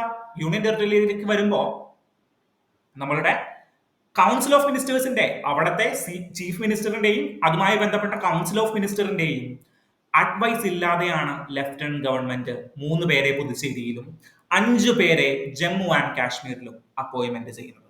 സോ ലക്ഷ്മി നാരായണൻ പറഞ്ഞു ഇത് തെറ്റാണ്. ഈവൻ നിങ്ങൾക്ക് അഡ്വൈസ് ചെയ്തോളൂ, അല്ലെങ്കിൽ നിങ്ങൾ നോമിനേറ്റ് ചെയ്തോളൂ, പക്ഷേ കൗൺസിൽ ഓഫ് മിനിസ്റ്റേഴ്സിന്റെ എന്ത് വേണം? കൗൺസിൽ ഓഫ് മിനിസ്റ്റേഴ്സിന്റെ റെക്കമെൻഡേഷൻ അല്ലെങ്കിൽ അഡ്വൈസ് വേണം. സുപ്രീം കോടതി പറഞ്ഞു അത് നടക്കില്ല, അല്ലെങ്കിൽ ലക്ഷ്മി നാരായണൻ പറയുന്നതിൽ തെറ്റാണ്, അല്ലെങ്കിൽ അഡ്വൈസ് ഇല്ലാണ്ട്, കൗൺസിൽ ഓഫ് മിനിസ്റ്റേഴ്സിന്റെ അഡ്വൈസ് ഇല്ലാണ്ട്, സുപ്രീം കോടതിയല്ല മദ്രാസ് ഹൈക്കോടതിയാ പറഞ്ഞേ, കൗൺസിൽ ഓഫ് മിനിസ്റ്റേഴ്സിന്റെ അഡ്വൈസ് ഇല്ലാണ്ട് തന്നെ എന്ത് ചെയ്യാം? ലെഫ്റ്റനന്റ് ഗവൺമെന്റിന് MLAs അല്ലെങ്കിൽ 3 പേരെ MLAs ആയിട്ട് നോമിനേറ്റ് ചെയ്യാനായിട്ട് സാധിക്കും. സുപ്രീം കോടതി പിന്നീട് 2023 ഒരു വിധി പ്രസ്താവിച്ചു. ഓക്കെ, 2023 സുപ്രീം കോടതി ഒരു വിധി പ്രസ്താവിച്ചു. അത് പെർട്ടിക്കുലർലി ഇതുമായി ബന്ധപ്പെട്ടൊരു വിധിയല്ല, പെർട്ടിക്കുലർലി ഗവൺമെന്റ് അപ്പോയിന്റ്മെന്റുകൾ, നമ്മളുടെ ലെഫ്റ്റനന്റ് ഗവൺമെന്റ് ഇപ്പൊ 2023 കാലഘട്ടം എന്ന് പറയുമ്പോൾ ഓർക്കണം, ഡൽഹിയില് ആം ആദ്മി പാർട്ടി ഭരിച്ചുകൊണ്ടിരിക്കുന്ന കാലഘട്ടങ്ങളാണ്. സോ അവിടെ ഒരു വില്ലനായിട്ടുള്ള, അല്ലെങ്കിൽ കുറച്ച് സ്റ്റബേൺ ആയിട്ടുള്ള ഒരു ലെഫ്റ്റനന്റ് ഗവർണറാണ് അന്ന് ഉണ്ടായിരുന്നത്. സോ അദ്ദേഹം എന്ത് ചെയ്തു എന്ന് വെച്ച് കഴിഞ്ഞാൽ, അദ്ദേഹം ഗവൺമെന്റ് അപ്പോയിന്റുകൾ ആര് ചെയ്യാനായിട്ട് തുടങ്ങി? ലെഫ്റ്റനന്റ് ഗവൺമെന്റ് നേരിട്ട് അങ്ങോട്ട് നടത്താനായിട്ട് തുടങ്ങി. ഓക്കെ, അതിനെതിരെ ഡൽഹി ആം ആദ്മി അടക്കമുള്ള സംഘടനകൾ, അന്ന് ഭരിച്ചുകൊണ്ടിരുന്ന ആളുകൾ എവിടെ പോയി? കോടതിയിലേക്ക് പോയി. ഓക്കെ, സുപ്രീം കോടതിയിലേക്ക് പോയി. സോ അവിടെ സുപ്രീം കോടതി ഒരു ട്രിപ്പിൾ ചെയിൻ ഓഫ് അക്കൗണ്ടബിലിറ്റി എന്ന് പറയുന്ന ഒരു സാധനം, അല്ലെങ്കിൽ എന്ന് പറയുന്ന ഒരു റൂള് ഇൻട്രൊഡ്യൂസ് ചെയ്തു. ഓക്കെ, സോ ഇതൊരു ഡോക്ട്രൈൻ ആയിട്ട് എസ്റ്റാബ്ലിഷ് ചെയ്ത് വന്നിട്ടില്ല. ഡോക്ട്രൈൻ എന്ന് പറഞ്ഞ എന്താണ്? അതായത് നമ്മളുടെ ബേസിക് സ്ട്രക്ചർ ഡോക്ട്രൈൻ, അല്ലെങ്കിൽ എന്താണ് നമ്മളുടെ എസെൻഷ്യൽ റിലീജിയസ് പ്രാക്ടീസ് ഡോക്ട്രൈൻ, അതായത് ഏറ്റവും എസെൻഷ്യൽ ആയിട്ടുള്ള കാര്യങ്ങളാണോ ഇതിൽ ഡിസ്കസ് ചെയ്തിരിക്കുന്നത് നോക്കുന്നതാണ് എസെൻഷ്യൽ റിലീജിയസ് പ്രാക്ടീസ് ഡോക്ട്രൈൻ, അല്ലെങ്കിൽ ബേസിക് സ്ട്രക്ചർ ഡോക്ട്രൈൻ. അതുപോലെ ഒന്നും ഡോക്ട്രൈൻ ആയിട്ട് ഇവോൾവ് ചെയ്തിട്ടില്ല, പക്ഷേ ഒരു റൂള് ഇൻട്രൊഡ്യൂസ് ചെയ്തു, triple chain of accountability. Okay, triple chain of accountability. ഇതിൽ പറയുന്നത് എന്താണെന്ന് വെച്ച് കഴിഞ്ഞാൽ, നമ്മളുടെ ഗവൺമെന്റ് ഇലക്ട്രേറ്റിനോട് അക്കൗണ്ടബിൾ ആണ്. ഓക്കെ, ഗവൺമെന്റ് പെർട്ടിക്കുലർലി ലെജിസ്ലേറ്റീവിനോട് അക്കൗണ്ടബിൾ ആണ്, അല്ലെങ്കിൽ എക്സിക്യൂട്ടീവ് പെർട്ടിക്കുലർലി ലെജിസ്ലേറ്റീവിനോട് അക്കൗണ്ടബിൾ ആണ്. ലെജിസ്ലേറ്റീവ് പെർട്ടിക്കുലർലി ആരോട് അക്കൗണ്ടബിൾ ആണ്? നമ്മളുടെ ജനങ്ങളോട് അക്കൗണ്ടബിൾ ആണ്. സോ ഫോർ ദ പീപ്പിൾ, ഡെമോക്രസിയുടെ ഏറ്റവും അടിസ്ഥാനപരമായിട്ടുള്ള കാര്യമാണ് സുപ്രീം കോടതി ഇവിടെ പറഞ്ഞു വെച്ചത്. പക്ഷേ ലക്ഷ്മി നാരായണൻ കേസിൽ എന്ത് കിടപ്പുണ്ട്? Aid and advice of the union legislative assembly, അല്ലെങ്കിൽ കൗൺസിൽ ഓഫ് മിനിസ്റ്റേഴ്സിന്റെ എയ്ഡ് ആൻഡ് അഡ്വൈസ് ഇല്ലാണ്ട് എന്ത് ചെയ്യാനായിട്ട് പറ്റും? നോമിനേറ്റ് ചെയ്യാനായിട്ട് പറ്റും. സോ ഇത് രണ്ടും രണ്ട് ഡിഫറൻസിൽ, രണ്ട് ആർഗ്യുമെന്റുകളായിട്ട് നിലനിൽക്കുന്നുണ്ട്. ഓക്കെ, സോ രണ്ട് ആർഗ്യുമെന്റുകളായിട്ട് നിലനിൽക്കുന്നുണ്ട്. സോ ഇങ്ങനെ ഒരു ചോദ്യം നിങ്ങളുടെ UPSC ഇന്റർവ്യൂവിലോ UPSC മെയിൻസിലോ ചോദിച്ചു കഴിഞ്ഞാൽ ഈ രണ്ട് കേസും നിങ്ങൾ കോട്ട് ചെയ്യണം. ഏതൊക്കെ കേസ് കോട്ട് ചെയ്യണം? മദ്രാസ് ഹൈക്കോടതിയുടെ നമ്മളുടെ ഈ ലക്ഷ്മി നാരായണൻ കേസും 2018 ലക്ഷ്മി നാരായണൻ കേസ് കോട്ട് ചെയ്യണം. എന്നിട്ട് പറയണം എന്താണ്? എയ്ഡ് ആൻഡ് അഡ്വൈസ് ഇല്ലാണ്ട് ആരെ ഫോം ചെയ്യാം, അല്ലെങ്കിൽ മെമ്പേഴ്സിനെ നോമിനേറ്റ് ചെയ്യാം എന്ന് പറയുന്നത് പുതുച്ചേരിയുടെ കേസില്, പോണ്ടിച്ചേരിയുടെ കേസില് ആര് പറഞ്ഞു? മദ്രാസ് ഹൈക്കോടതി പറഞ്ഞു. എന്നാൽ സുപ്രീം കോടതി 2023 നാഷണൽ ക്യാപിറ്റൽ ടെറിട്ടറി ഓൺ ഡൽഹിയുടെ കേസിൽ എന്താ പറഞ്ഞേ? ട്രിപ്പിൾ ചെയിൻഡ് അക്കൗണ്ടബിലിറ്റി എന്ന് പറയുന്ന ഒരു കാര്യം ഇൻട്രൊഡ്യൂസ് ചെയ്തു. സോ ഇറ്റ് ഈസ് മ്യൂച്വലി എന്താണ്? രണ്ട് ദിശയിൽ നിൽക്കുന്ന കാര്യങ്ങളാണ്. ഓക്കെ, സോ ഇത് തന്നെയാണ് ഇന്നത്തെ ആർഗ്യുമെന്റും, ഇവിടെ വരുന്ന ആർഗ്യുമെന്റും. എന്താണ്? ജമ്മു ആൻഡ് കാശ്മീരിലെ നമ്മളുടെ ലെജിസ്ലേറ്റീവിന്റെ അഡ്വൈസ് ഇല്ലാണ്ട് 5 MLAs-നെ എലക്ട് ചെയ്തിരിക്കുകയാണ്, അല്ലെങ്കിൽ നോമിനേറ്റ് ചെയ്തിരിക്കുകയാണ്. അവിടുത്തെ ലെഫ്റ്റനന്റ് ഗവൺമെന്റ്, അല്ലെങ്കിൽ ലെഫ്റ്റനന്റ് ഗവർണർ നോമിനേറ്റ് ചെയ്യപ്പെട്ടിരിക്കുകയാണ്, പെർട്ടിക്കുലർലി പാക് ഒക്യുപ്പൈഡ് കാശ്മീരിൽ നിന്നുള്ള ഒരു MLA, അങ്ങനെ ഡിഫറെന്റ് MLAസിനെ. കാരണം എന്താണ്, എന്തിനെ നോമിനേറ്റ് ചെയ്യുന്നത്? ഞാൻ ആദ്യം പറഞ്ഞ പോലെ അവരുടെ റെപ്രസെന്റേഷൻ ഉറപ്പാക്കുന്നതിന് വേണ്ടിയിട്ടാണ്. ഓക്കെ, സോ ഈ 5 എന്ന് പറഞ്ഞു കഴിഞ്ഞാൽ ഹെവി നമ്പർ ആണ്. കാരണം അവരുടെ ഒരു ഡിസിഷൻ ചേഞ്ച് ചെയ്യാനായിട്ട് ഈ 5 പേർക്ക് സാധിച്ചേക്കാം. Okay, so avoiding political manipulation ഒരു കാരണമാണ്. Then maintaining democratic legitimacy. Okay, it may be legitimate but it not be democratic. Nominate ചെയ്യുക എന്ന് പറയുന്നത് ലെജിറ്റിമേറ്റ് ആയിട്ടുള്ള ഒരു കാര്യമായിരിക്കും, പക്ഷേ അത് എന്താണ്, ഒരു ഡെമോക്രാറ്റിക് ആയിട്ടുള്ള കാരണമല്ല. നിങ്ങൾ ഒരാളെ തെരഞ്ഞെടുക്കണമെങ്കിൽ അവിടെ ഇലക്ഷൻ നടത്തുന്നേ സാധാരണ ആളുകൾ വോട്ട് ചെയ്ത് അവരെ വിജയിപ്പിക്കട്ടെ. ഓക്കെ, സോ ഇത് ഒരു ടെമ്പററി പൊസിഷൻ ആണ്. നമ്മൾ 2020 104ാമത്തെ അമെന്റ്മെന്റ് എടുത്ത് കളഞ്ഞതുപോലെ യൂണിയൻ ടെറിട്ടറിയുടെയും പോണ്ടിച്ചേരിയുടെയും ജമ്മു ആൻഡ് കാശ്മീരിന്റെയും നോമിനേഷനുകൾ നമ്മൾ ദീർഘകാലത്തേക്ക് ഇൻഡെഫിനിറ്റ് പീരീഡിലേക്ക് ചെയ്യേണ്ട ഒരു കാര്യമല്ല എന്നൊരു സജഷൻ കൂടി നമ്മൾ ഇൻക്ലൂഡ് ചെയ്തിട്ട് വേണം ആ ഒരു ആൻസർ നിങ്ങൾ കൺക്ലൂഡ് ചെയ്യാനായിട്ട്. ഓക്കെ, സോ ഈ നോമിനേഷൻ എന്ന് പറയുന്നത് ഇൻഡെഫിനിറ്റ് പീരീഡിലേക്ക് വേണ്ടി ചെയ്യേണ്ട കാര്യങ്ങളല്ല. രാജ്യസഭയുടെ കേസസ് വേറെയാണ്. രാജ്യസഭയുടെ സ്പെഷ്യൽ റെപ്രസെന്റേഷന് വേണ്ടിയിട്ടാണ് ആർട്സ്, സ്പോർട്സ് പെർട്ടിക്കുലർലി ഇല്ല, ദെൻ ആർട്സ്, അങ്ങനെ ഡിഫറെന്റ് മേഖലകളിൽ വരുന്ന പ്രധാനപ്പെട്ട നോമിനേഷനുകളാണ്. 12 പേരെയാണ് രാജ്യസഭയിൽ നോമിനേറ്റ് ചെയ്യുന്നത്. ഓക്കെ.